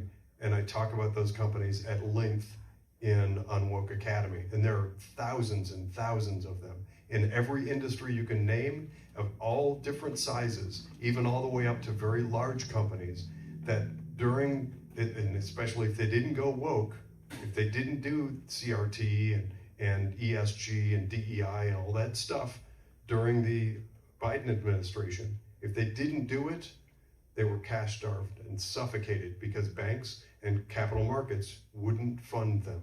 Is it happening fast enough, though? Do you see enough movement to preclude? Because I do believe these people are evil, and I do believe that there is a cabal, or Yep. whatever you want to call it, Yep. where there's a central command authority. Well, there's a reason when you look at go online and look up Pelosi Tracker. That actually tracks Nancy I've Pelosi's heard of that. portfolio. By the way, I'm just going to put a little side note in here. This gentleman right here, he's got something similar.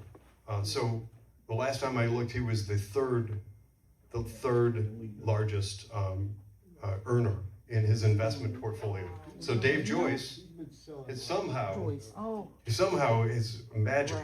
He's got amazing intuition about where to invest his money. These outrageous returns in his portfolio. Is that a lot of them?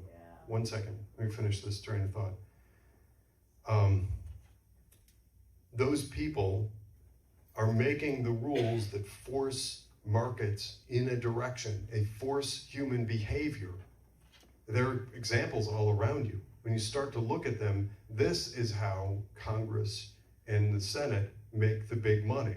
If they can tell everybody you have to have a certain type of light bulb, but just before that, they buy the manufacturing, distribution, and patents on that light bulb, you make a lot of money. It's not insider trading so much anymore as it is steering society.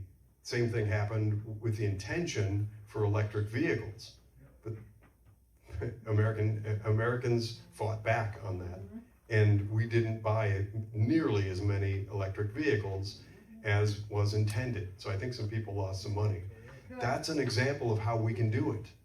Look at the things that are intended that we are being forced into and just decline.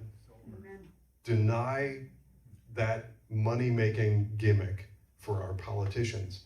They should not be there to profit off of where they steer society and what they make us purchase. You had a question? Well, my question, maybe the commissioner too, you know, I get from the Lake County Republican, whatever, a list of candidates, you know, The slate card. The slate card. Mm-hmm. And Joyce is on there, and I know how terrible he is, and, you know, and I don't believe any of that slate card. And my concern is, you know, we're just, the Republican, that little building in Lake County, that's just, you know. The Ivory Tower. Endorsing. It's terrible. And they won't run anybody against anybody new. Right, cause I was like, I don't wanna, and he keeps sending me stuff, and I keep sending him back, you know. You're a rhino, you're a rhino. Yeah. So I'm gonna give you. I followed his votes, I knew long enough ago that, you know, he's not voting Republican, he's voting. It's got like a 46% of the time, something like that, he votes Republican. So you're a prime candidate for something else I'm involved with, and that is precinct strategy. Precinct strategy is just a fancy handle, it's a fancy name for common, everyday, basic civics. If you understand civics, then you understand, and I'm borrowing heavily from our Commissioner Plechnik, the single greatest seat of power in government that nobody has ever heard of is precinct strategy. Is Central Committee. Central Committee is think of it like the governing board of your county Republican Party. There's ample opportunity for us to get bad actors out of County Central Committee and get good people in. Precinct strategy speaks to that. It's step-by-step instructions for how to get involved in local politics. There's 2 websites I'll give you. One is national, pardon me, that is precinctstrategy.com. A good friend of mine, Dan Schultz, created that. Dan and I spent 3 years working on training the nation to get involved at the local level. We've had some great successes all over the country. The second website is ohioprecinctstrategy.org. Ohio spelled out or OH? It's Ohio spelled out, ohioprecinctstrategy.org. I had to do a double take mentally on that. I couldn't remember for a moment. So the single greatest power, seat of power in government that nobody has ever heard of is Central Committee. Right, John? Amen. Amen. Yep. So that is a great and important expression. One last element of that, and this is new and developing, so you can kind of put it on your radar. There's a national group headed by Steve Stern, General Flynn, and others to push that more into the national spotlight. There's kind of a grassroots group, Dan Schultz, myself, and a handful of others who have been pushing precinct strategy for several years and doing all sorts of training, online videos, etc. Now it's kind of going mainstream, and it's got some money, it's got some backers, new website is being developed, kind of a little new panache to it, if you will. That is going to be precinctproject.us. So if you look up precinctproject.us, I believe it's up. It's sort of in a skeletal form right now, but the intention is to get everybody in America aware of this issue. We've got some people within the Republican Party who really don't belong there. They're some combination of feckless, they're former Democrats, rhinos, whatever. And there are plenty of people that get involved, unfortunately, at the local level because they think it's a social club, or they think that it's going to look good on a resume, or maybe it's a stepping stone into politics. Those are bad actors. We need to get rid of them. That gets back to Ohio rhino hunters. And I'm not going to, in this conversation, disparage anybody in particular, but there are counties that end up endorsing people that really make you scratch your head. And it's internal politics often, and the way to thwart that is daylight. Get more people at the grassroots with a fundamental basic principle of freedom and the American way into politics. Those are the types of people who will do a careful job of actually vetting candidates. And they're the type of people who will do a job of holding them responsible once they get there. All of that has to come from the local level. It has to come from the County Central Committee. If you have a weak County Central Committee, they're going to do weak things. If you have a strong one, you will end up with conservative, principled values at the county level. Jonathan? Yes. If I may make a comment here, I will tell you, every voting election, I'm standing outside. Because when I used to work inside, I found out that I could have more influence in a positive way on the outside than I did from sitting inside where they control everything.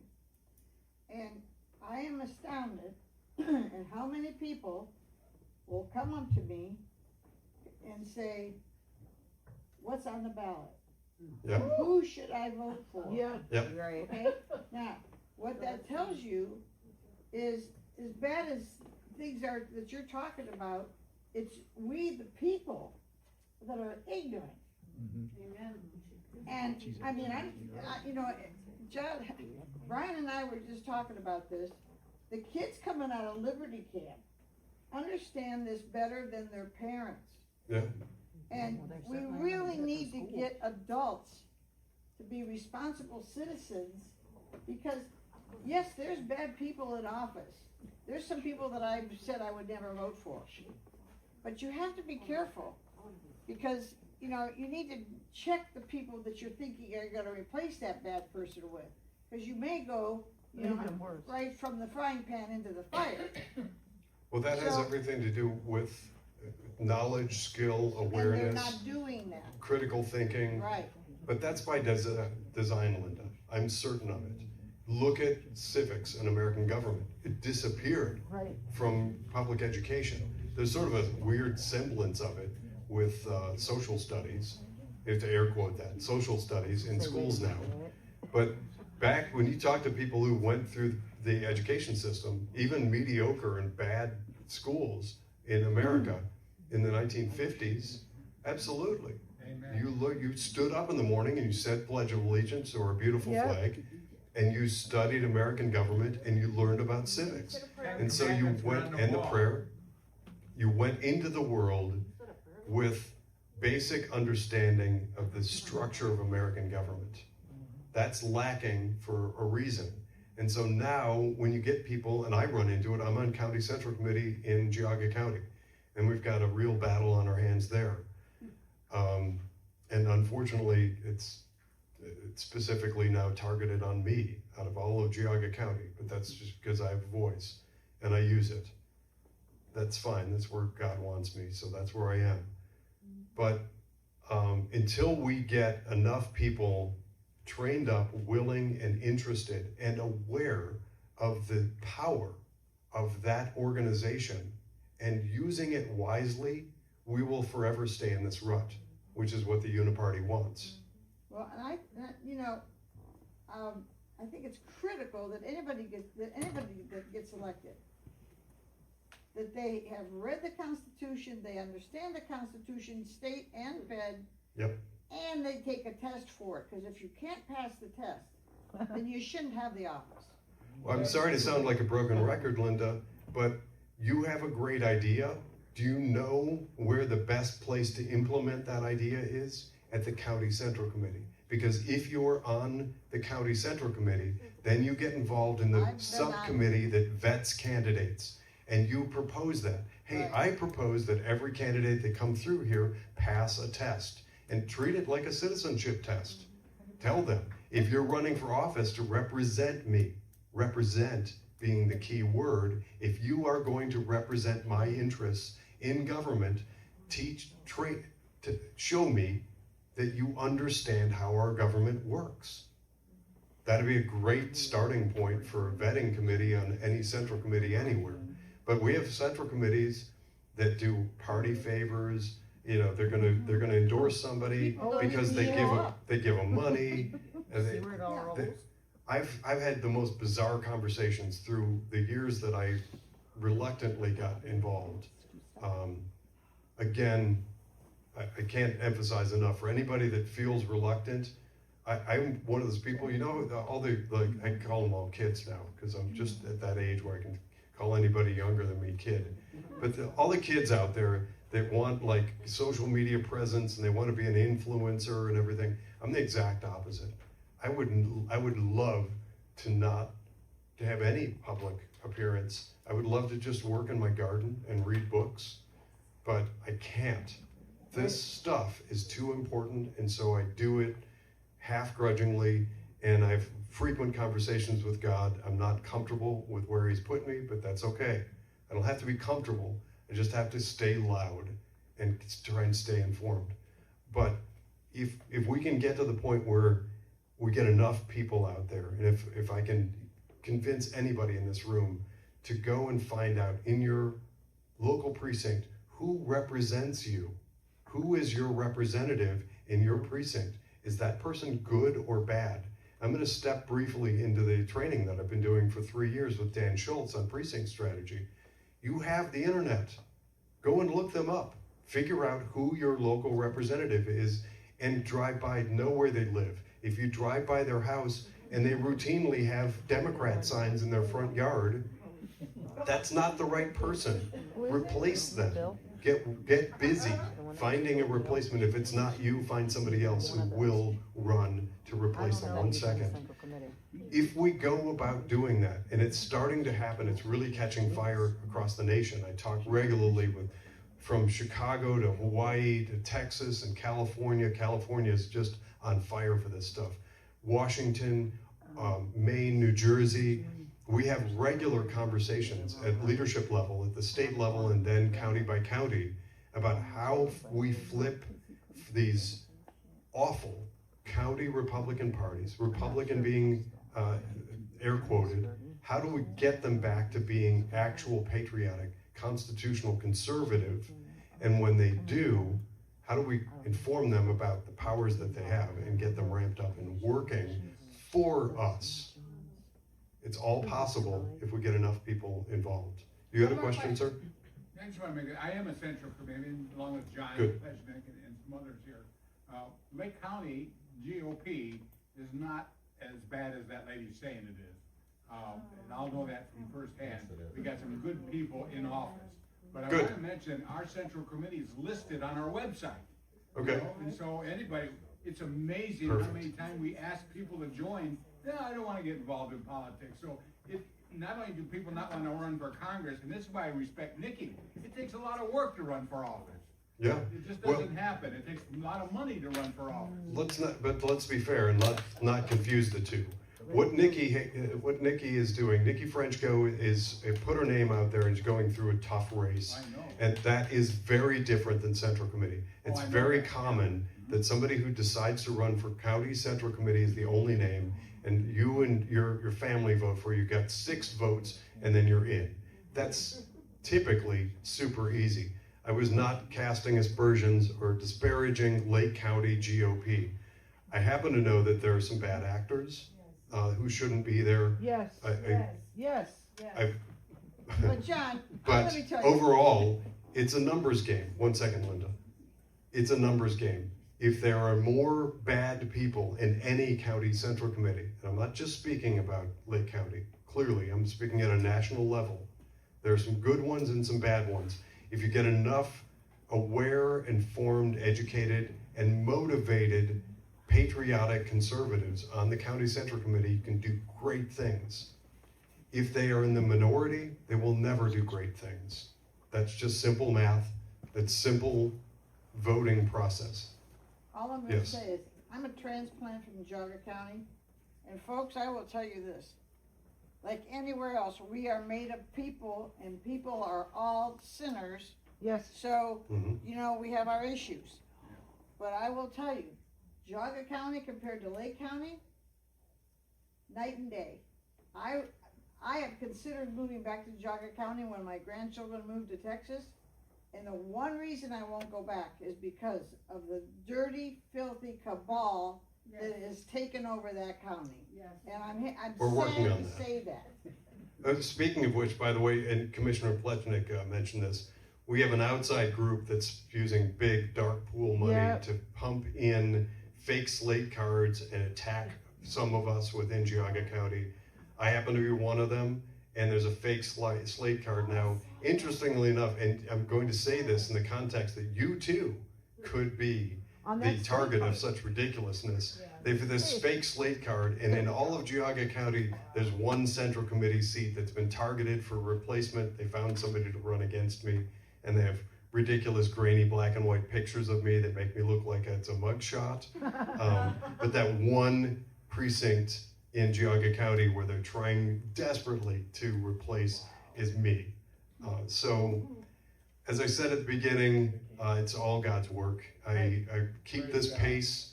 I keep fighting and doing everything that I can and I can think of to try and advocate for conservative American values because I can and because this is where God wants me. So, thank you for your time. That's a rough one. Yes, Republican Central Committee members are very important here in Lake County. I'm proud to say we have Dennis King with us tonight. He's one of our Republican Central Committee members. We have Carolyn Fidanza. Okay. We have people that are running. Chris Comwendo, our vice president, is running opposed. She's running against a gentleman named, okay. And we have Tricia Duff. She's running her precinct against Chris Galloway! So we have someone else named Christina Barber. She's running against, I think is it Mark Short? Okay. In precinct 2H. So as I said before, the Republican Central Committee, what Jonathan was saying is important because we have to keep on flipping this. But if you don't flip them all, then it's not a majority, just what he just said. People think it's a little position. I think Jonathan has made it known tonight. It needs, the whole committee has to be flipped. Opinion. There's time yet to still get in touch with people that are on the ballot. Where do you stand on property taxes? Where do you stand on data centers? End of story, in my opinion. Lake County Liberty Coalition does not endorse anybody, and everybody gets a chance to talk. Remember in January, I actually let the scientist, talk about data centers. The guest in 4, then I had in favor, Mr. Lombardo, and then someone against was Mr. Conrad. So I give everybody in Lake County Liberty Coalition a chance to decide who they're going to vote for.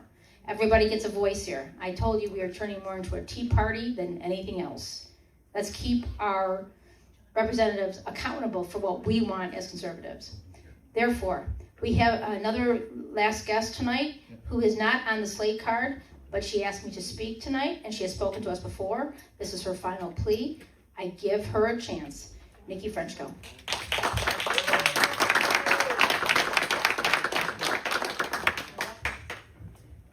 I just want to thank Nancy and everyone here for doing what I've seen happen across the 14th district, and that is all the Republicans across the district have small organizations where they don't just blindly accept who the ORP and their local party is shoving down their throats.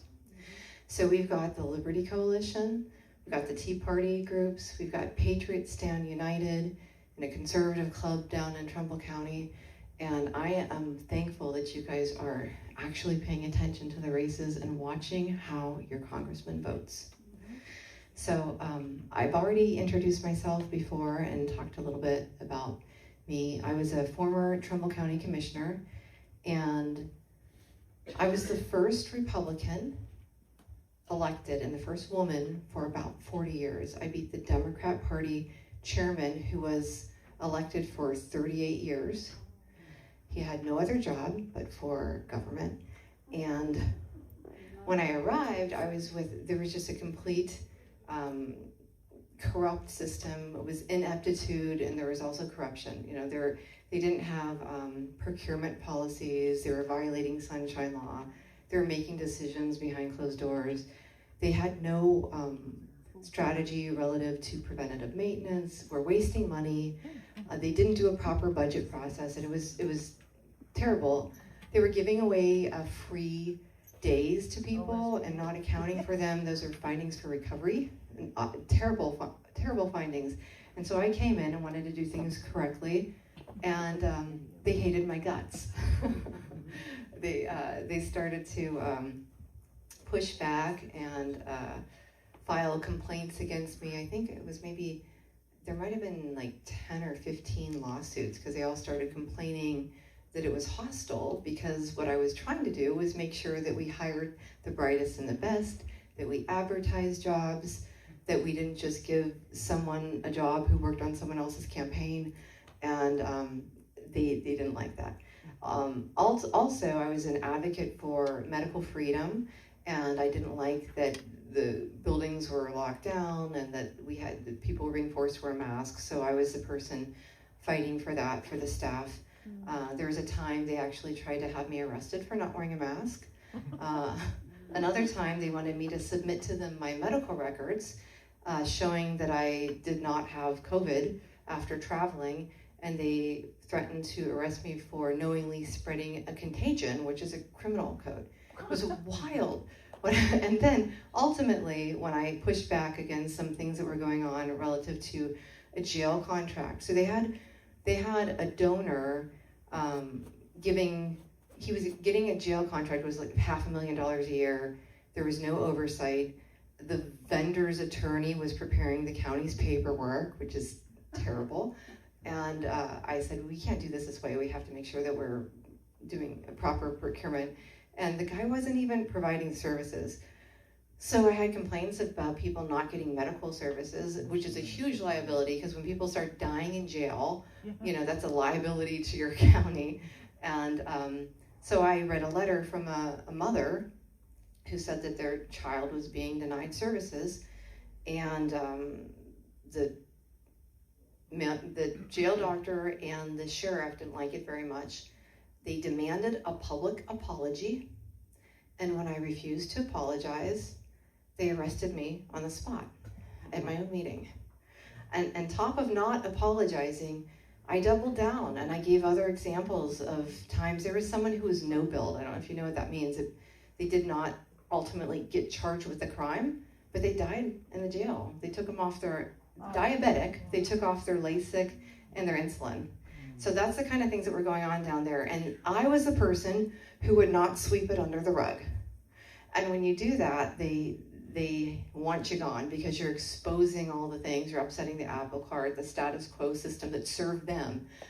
It was jeopardizing their futures as elected officials, because what it is people just going in and wanting their turn at the trough. And that's what's happening in the Republican Party too. I hate to say it.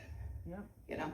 That's why no one's allowed to hear from me at your quick question. Who went to the Lincoln Day dinner? Okay. Did you see me introduced or hear my name? Yeah. They introduced everyone. They didn't introduce me. What happens, what I've seen this guy do, he's going across the district and paying for endorsements, paying the clubs in order to, and this is my opinion, not have me have a microphone in front of the people. That's what happened down in Mahoning County. There's a women's club, big Meet the Candidates night. They told me to come. I'd have an opportunity to talk the next meeting. I arrived. They said, we're not going to hear from your race. We decided not to. And then you see the donations to the parties and the clubs and to a judge's husband, or the wife of a judge who's running for something. And that's what's been going on. Anyway, I am against, and I think you guys, if you've read the voting record, it's not good. And I heard people talking about the taxes, because I'm very I'm against the taxes. I have properties, rental properties. I hate property tax. We don't own our properties unless it's not taxed, okay? It's renting from the government, and I was one of the first people out signing it, promoting it in my community, and I'm circulating. I'm actually having an event Thursday down in Mahoning County, and we're gonna have the petitions for the data centers and the property taxes. My opponent is not against, he's pro-tax, he's pro-big government, and he's a self-proclaimed institutionalist. He said it on the news. Down in, on the news, I'm an institutionalist. This means I am a status quo person who will vote with whoever is in charge. I'm here to benefit myself and the uniparty. That's what that's code for. I'm an institutionalist. And not even a conservative, because the conservatives' scorecard, the one for the Liberty score, is 44%, because he only votes with Republican, or conservatively 44% of the time. He spends so much money, and that's one of the things that they didn't like me for down in Trumbull County when I was elected. I wanted to do zero-based budgeting. Which is where you're starting from zero, you're making sure that there's no duplications, there's no ability to consolidate. You have to justify every penny that you spend, rather than just importing figures from the last time. I'm a proponent of that, and he just votes to spend and spend. One of the other things that's concerning me, this just came out, and it's all over X right now, and that is the global agenda. And the AI data centers, I think it's just not the water, and it's just not the electric, and the fact that it's going to take our jobs. And the sound nuisance, it's going to affect our properties, okay? It's also the agenda, because there's no reason for data that large unless there's an effort to do citizen surveillance. We see this happening in other countries with the flock cameras, and they need that in order to have the 15-minute cities. Yes. And I just spoke to someone down in Mahoning County, a Central Committee person she's associated with. We have Eastgate Regional Council government. You guys have NOACA up here. No. That's but that's what the agenda is. So you've got David Joyce, who spent almost $10 billion towards COVID vaccine tracking systems, so that everyone could know who did and didn't. The government can monitor who had their shots or not. And also, he just voted for the kill switches in vehicles, which is under the disguise. Yes, there's only 57 Republicans who voted with. Cars. Yeah, there's only 57 Republicans who voted with the Democrats to do that, and he was one of them. So we have to watch out. We have to push back, follow how they're voting, and hold them accountable. This does not reflect the values of our district. And I just want to explain what this job is, because I think we've forgotten. We've got elected officials who've been career politicians, and let me say, he's been elected for 38 years. 38 years he's been in office. I believe it's since 1988, if I'm not mistaken. Started at the county level. Now he's seeking his 8th term. It's enough. It's enough. They lose touch with their district. Yes. And so the reality is, this job is a representative to Congress from the 14th district. That means we take our values, we take what the wishes are of our district to DC with us, and that's who we represent when we go there. Instead, he goes there, completely ignores us, doesn't talk to us, doesn't stay in touch, doesn't have town hall meetings, hides from his voters, and he goes to represent his donors. He's completely 1,000% donor facing, and he's forgotten what his job is. And he's forgotten about the people in our district and our Christian values and our gun rights and all of the things that we care about in Northeast Ohio. They're not being represented right now. So I'm extremely passionate about going to DC, staying connected. I've been over every county. I've done a meet and greet in every county, and my final one is going to be in the Mahoning Valley back home this week. So I've been out there meeting people and working very hard. I'm endorsed by Brian Massey. That's a big one. As a person, as a citizen lobbyist, and also by MAHA, Make America Healthy Again, because that's very important to me. Thank you, Randy. He tracked down those people to make sure that I could apply, because that's what I stand for. I am A-rated with the Ohio gun owners, and he is rated F because of his red flag law that was taxpayer funded. Do you guys know about the Safer Community Act that he voted for? He wrote a letter to Joe Biden in 2022 and said, I am volunteering to help make a bipartisan effort to create more red flag laws. That would never happen on my watch. I don't even believe that the federal government has the right to maintain a registry, because that registry is supposed to protect us from a tyrannical government. So how does it make sense that the tyrannical government should have the list of who has a gun? I completely am against that. Also, I am A-rated with the Ohio Advocates for Medical Freedom. I can't remember exactly, but for my position on the COVID mandates and just medical freedom. Does anyone have any questions for me? No? So I had, the first time I was here, people asked me, well, how can you win this without the money that he has? Okay. We just redistricted, and I'm gonna say this again. He ordinarily would have Lake, Ashtabula, Portage, Geauga in a tiny sliver of northern Trumbull County that's not populated. They redistricted a couple years ago. 2 years ago was the first time he was ever on the ballot in my county, all the way down where I live. I just inherited him, unfortunately. Then just a few months ago, they added 6 townships in Mahoning County, where he's never been. He doesn't visit, he hasn't been down there. Even the party chairman, who I know well, when they found out we had a new congressman, they couldn't even get a hold of him.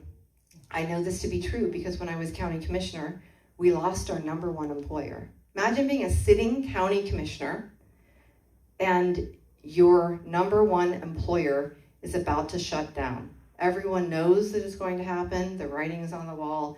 People are worried. Shut off. There's layoff notices, and you call all of the upper level elected officials, and your congressman doesn't show up. And I'm the commissioner facing the public, so I had to deal with that. And it's not just any employer. This was our hospital, an entire hospital system that my whole county and surrounding counties relied on was shut down. Trumbull Memorial Hospital, if anyone's familiar with that. And it's a Steward Health Hospital. And so that's what happened with the vulture capitalism scheme, which is what they did to the steel mills. They bought a distressed set of hospitals, then they stripped the assets, which was the property, put it in a real estate investment trust, saddled it with debt, and then walked away and filed bankruptcy. And all these things, after going down and meeting with 4 deputy attorney generals and doing all the research that I did, it's federal policy. And so he was absent, and I knew I had to do something because it's my community. I love the people there, and I see the hospital now every day closed up.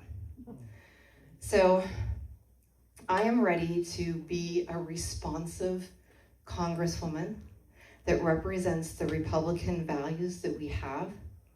I am a Christian, and I believe that I was called to do this. People can't imagine coming up against someone who has so much money. What do you have, $3.5 million? But this was the time, because of the situation, because of the gerrymandering, because of the political climate, because of people's outrage about what they've been seeing with the rhinos. It was the time to do this, and God does not put in you a spirit of fear. Amen. But of love, power, and a sound mind. And I am not afraid to go against someone with $10 million because no one's going to outwork me, and my God can fill up the difference. So that's what I've been doing, is working very hard, raising what I can, and praying and moving forward in faith. And I know that I'm connecting with the people. I go places, and I've noticed I went to Ashtabula a few times, and people remembered me from social media. We hit 1 million people on social media 1 month. And now we're back up to over 1 million this month. Hey, it's not commercials that are properly made with Donald Trump's blanket endorsement before he even knew there were other people who were truly America First running, but we're reaching people. And I have had other people, I'll answer this because a lot of people have said, well, what about the Trump endorsement?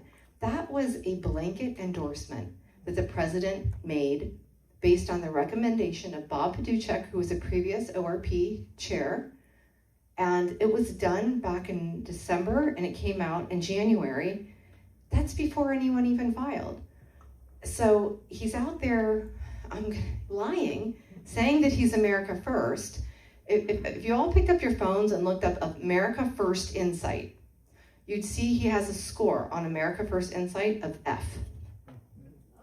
Yeah. And he's out there telling everyone he's America First. And that he votes with Trump 97%. That's the big one I'm hearing. I vote with Trump 97% of the time. Then why won't he vote to end birthright citizenship? That's what I wonder. So I'm going to be a person who cares about your interests, who cares about finances, because to my eyes, the Republicans are no better than the Democrats when it comes to spending. We're supposed to be, we can no longer claim that financial conservative, we're better with money. We just want to spend it differently. Not me, but they do. They want to give it to their donors, and then the other ones want to give it to social programs. So we need to just get away from the party and who they're ramming down our throats, and do what you're doing and run for central committee. Please do this. This is so important. And it's not just in this county, it's in other counties. I was in Ashtabula, and they said they were taking my signs back to the headquarters, my literature, and I went there. It was never taken there, all gone. They said that only the endorsed candidate was allowed to be in their headquarters. It was wild. And my signs are all over in Ashtabula County right now, largely thanks to Randy. But and we've got nice people in Ashtabula that are fed up too. The ones who know inside baseball and follow the voting, those are the good ones. But it's enough is enough, and we need to take back our party and take back these seats from people who don't represent us. And I want to ask you all, if you want to help me, we have the ability to get signed up on an app, and Randy's here to show anyone how to do that if anyone wants to give a hand. And Trish has been helping a lot. These two are my A-team right here. So I wouldn't have been able to do this without meeting wonderful people along the way who believe in changing who's representing us. So, no more questions? More questions? All right, thank you. Oh, wait, Tricia, go ahead. I have signs. If anybody wants signs when they leave, if they happen to run out, you can give me your name and your address. I will personally deliver a sign to your home. Or if you know someone who wants signs for Nikki. And if anyone we have a few more of the great big ones. Well, they're not great big. They're like 3 by 4.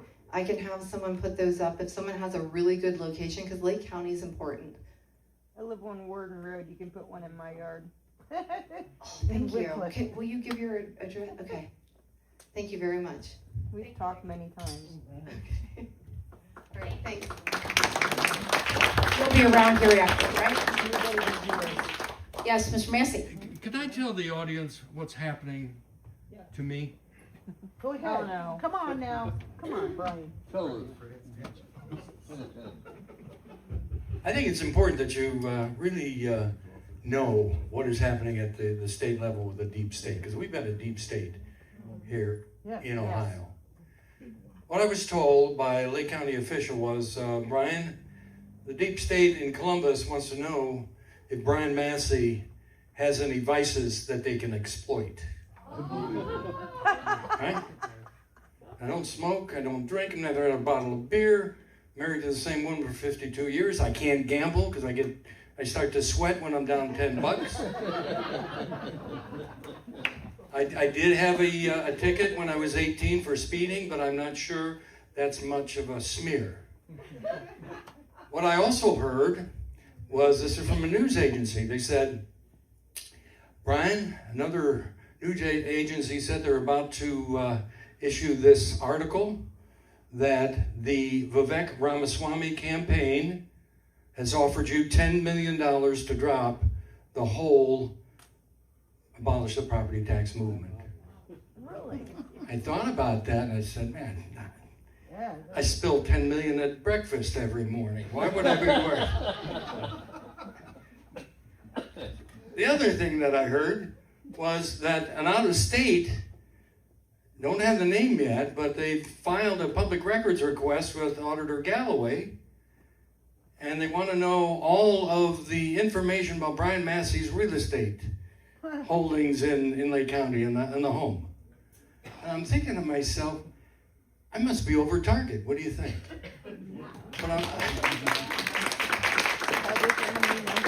But I want to tell everybody, we've said we got 305,000 and we need 620 by July 1st. But if we don't make it, we're not quitting. John and I are just messengers. We're messengers to say that we want our freedom and liberty, not only for this generation, but for future generations.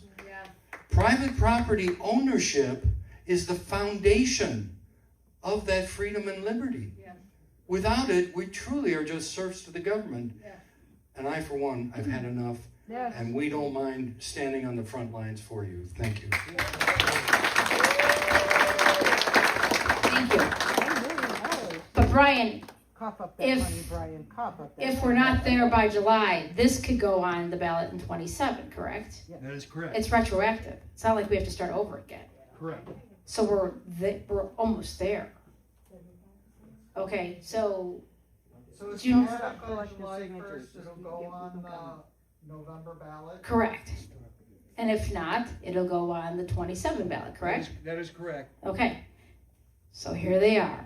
We need more, right? We need Yeah, more the- cushions. The issue is if we let's say we achieved 450,000 signatures, if we turn that in and the ballot signatures were under the 413, all of that work would be lost and we'd have to start over again. Understand? So it is extremely important that we make the decision that at what point do we turn them in? Because we don't want to just negate all of the work that we have done. You understand? So we're signing this. They will So, find every reason we in the have world petitions not to sign sign. signatures. Have you signed it at all? I don't believe so. Oh, well, you're first in line. Well, we're two. Okay. And you must be a Okay. registered voter. Okay. This is how we do it. This is how we do it because we have one more. Yeah. Every packet is a different county. So you take 2 or 3 packets with you. It's called, this is a short form. Only 10 on it, right, Corinne, honey? Okay. And make sure that you put up in the corner here the county that voter says they are in. Please ask them first that they are a registered voter. Okay? They have to sign the petition. It's very, very simple. Where to sign, how to sign. And make sure that they sign their name as if they were signing at the Board of Elections when they vote. Okay? Keep each packet, I don't want to say how simple this is, keep each packet a different county, because you're going to run into different people, different times. Make sure when you get to the last page, whether you have 1 on it, or 20 on it, or 10 on it, that you count the number of people that signed your petition, put the number in, it could be 1, it could be 10, sign your name that you were the circulator, because you have to follow the law that you were the one that circulated that packet. And then you could either mail it into Brian Massey himself, or I'm always around somewhere, or my husband's always around somewhere. And we'll get it to the right people, because every signature will be checkable and not Brian. Absolutely. And so that's why, whether you have 1 on it or 10 on it, just make sure you count it correctly, put your name on it that you were the sole circulator, and make sure that everybody on that packet is in that county. Okay, so you kept the packet set. Are there any limits on, or where can you go? Like I've OSBA. run into people outside like the public library Mm-hmm. and stuff like that. Are you allowed to just, stand in front of claimants? I would ask the proprietor first. I would ask the business first. Okay. I mean, I haven't had, the Public library sidewalk. wouldn't let me. That's right, the library wouldn't let me. Public Public sidewalk. sidewalks. Right. As long as you're not blocking people, right? Like you can't, if someone's coming down the sidewalk, Right.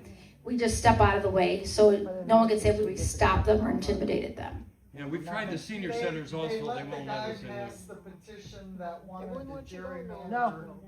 We our can't go into thing, senior since center he because was, it's a like, voting right location. outside the library door. Well, That's Right. why I asked. Right. Ours is. Right, right. really shouldn't be able to Right. ask you to leave.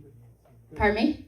Taxes pay for libraries, they shouldn't be able to ask you to leave. All right, and they do. I worked on the Kennedy campaign, libraries was one of our main places that we went, because taxpayers pay for those. They can't legally ask you to leave, they can ask you to leave. Senior and community centers the same way. Your tax dollars pay for that. Right, the Vesna, how do you say Vesna's last name? Magic Barisic. Never mind. Vesna. Our attorney who wrote this amendment was at one of the presentations at the Willowick Library. And the administrator at that library said we could not get it signed there. Vesna said, well, we could take this to court, but I won't. She didn't want to make a, to-do about it. I wish you would have. Right. Yeah. So, we're in the home stretch, really, but Brian and the committee wants to do things right. We want good signatures. Yes. Everybody needs to realize you don't leave the petition with someone to sign later. You have to see them sign it. Right. Very good. Thank you, Deb. Thank you, Deb. Hear what she said? Make sure you're the circulator. Okay. So, yes, Brian? Yeah, important for, you know, Ohio is #1 in something. Anybody know what it is? In the country. They're funding of public libraries. And what has happened is that the state legislators are spending more in public libraries than they are local government funds, which pays for police, fire, and roads. So you think we've got a priority problem? Yeah. I think so. And I'd like to say this because Brian has the information, but back in 2008, on one of our property tax bills, we now own our home, but it's since February, our home is paid off, but I came across a 2008 property tax. On that property tax bill, there was no Wickliffe City Library on it. That was July of 2008. No library, no Lakeland Community College. No, we don't pay for, no, just Lakeland. And there was one other item, but it wasn't on there. Sewer was on there. So a sewer was on there. But now everything's on there. Lights, this, that, everything's on your property tax bill. Lakeland Community College gets Yeah. $21 million a year from the taxpayer. Why? And then Auburn is on there too. Yes, Auburn. Auburn gets money. Yeah, that's a huge deception though. Auburn Career Center, the Joint Vocational Schools, it's an outside millage which voted on by the people, but here's the deception. It's not subject to House Bill 920. So that means that this outside millage for the joint vocational schools is treated like inside millage. So when your properties go up, if it goes up 10% property values, your tax for that entity will go up 10%.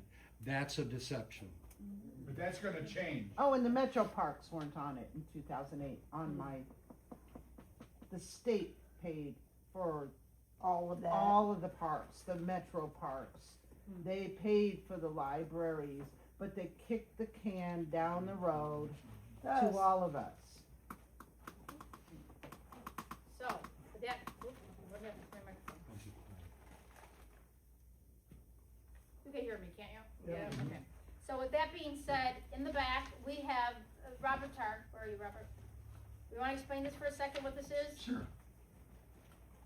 Just for a second, because I have 2 minutes that I wanna give to somebody who's recommending Casey. So I put together this little sheet, it's in the back on the table. The top half has to do with Axe Ohio tax things.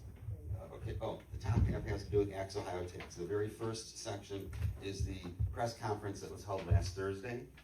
The middle section is a lady named Melissa Hall. She's on Facebook and she puts things together and does writings about what's going on with Ohio taxes. She's from the Committee to Abolish Property Taxes.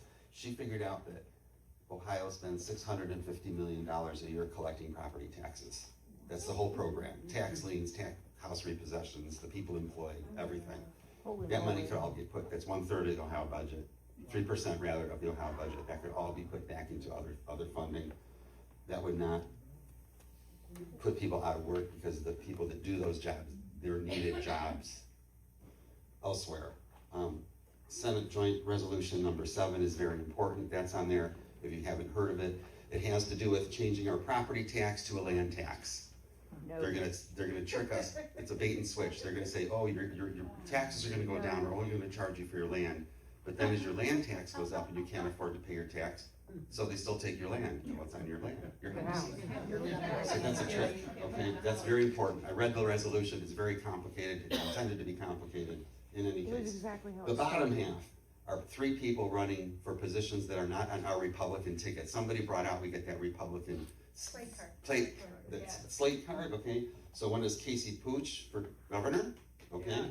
His running mate is phenomenal. Kim Georgeton is his running mate. She is phenomenal when you hear her talk. This woman has it together. And then of course we have Marcel Sturbich. He's running for Secretary of State. He's running against Robert Sprague, the incumbent. print off your ballot, cause they're on the ballot, they're just not on the Republican slate card. Okay, that's good. Sure, that's good information. Yeah, Very there, helpful. there.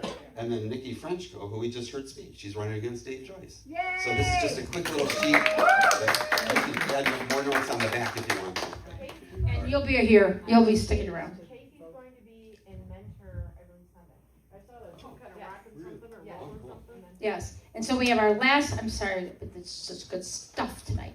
The last 2-minute speakers, Anna Parrish, you've been a part of Lake County Liberty Coalition when I wasn't even like 7-8 years ago, right? You're just, okay, so she's here to talk about Casey for 2 minutes and then we'll close. Hi, everyone. It's great to see we the people. Yes. You cannot have a republic without meetings, so I'm speaking to myself that I too need to attend more. But I did want to just speak about Casey Putsch and Kim Georgeton. Casey is an inventor, a businessman, and a mentor. He has been operating Genius Garage. It's a 501c3 nonprofit for 11 years. This program teaches young Ohioans in the trades of mechanics, engineering, and aerospace. Casey would not have entered this race if the Republican Party had not endorsed a rhino. Vivek Ramaswamy was funded, his college education at Yale was funded by the George Soros Foundation. The George Soros Foundation puts these DAs, prosecuting attorneys, in our major cities across the country that allow these criminals back onto the streets. So one of the components of the Casey Putsch, Kim Georgeton platform is to nix that sort of getting those attorneys out of the DA positions across the state. But the big emphasis or focus of the Putsch Georgeton campaign is to secure a future for young Ohioans. Their focus is on reinvigorating manufacturing in Ohio, fostering innovation, and can't recall the third one, but Ohio is the home of aviation. It is in Ohio that two brothers running a bicycle shop in Dayton, Ohio, flew and built the first airplane. Ohio is the home of aviation. From there, we launched the Artemis mission to the moon. What was it, a couple weeks ago? We're putting satellites in the skies. All of that started in Ohio. So the Putsch campaign really wants to foster innovation and true technology in Ohio. They are also the Christian ticket.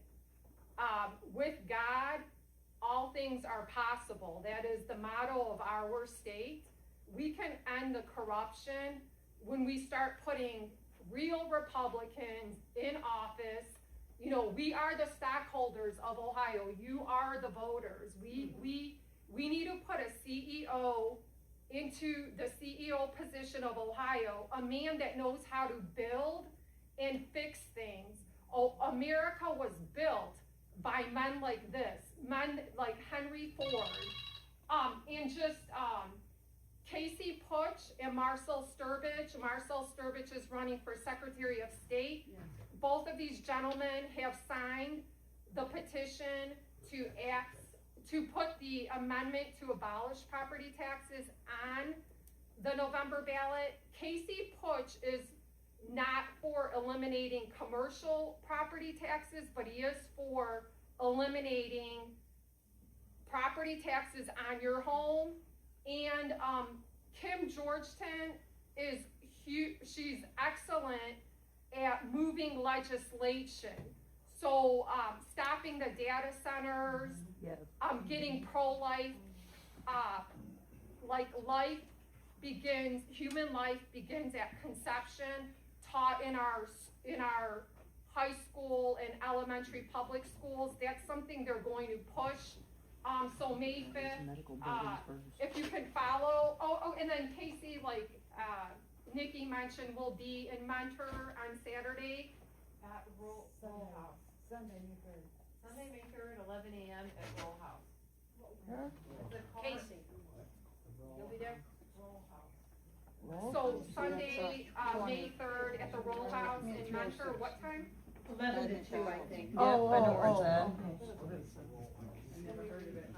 not sure. I have information, I'll say it after prayer, I'll get it to you, I have it. What time is it? Okay, thank you. Okay.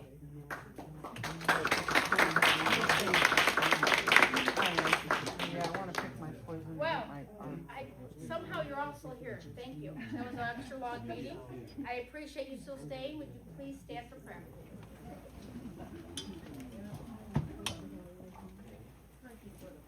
My adorable Jesus, may our feet journey together, may our hands gather in unity, may our hearts beat in unison.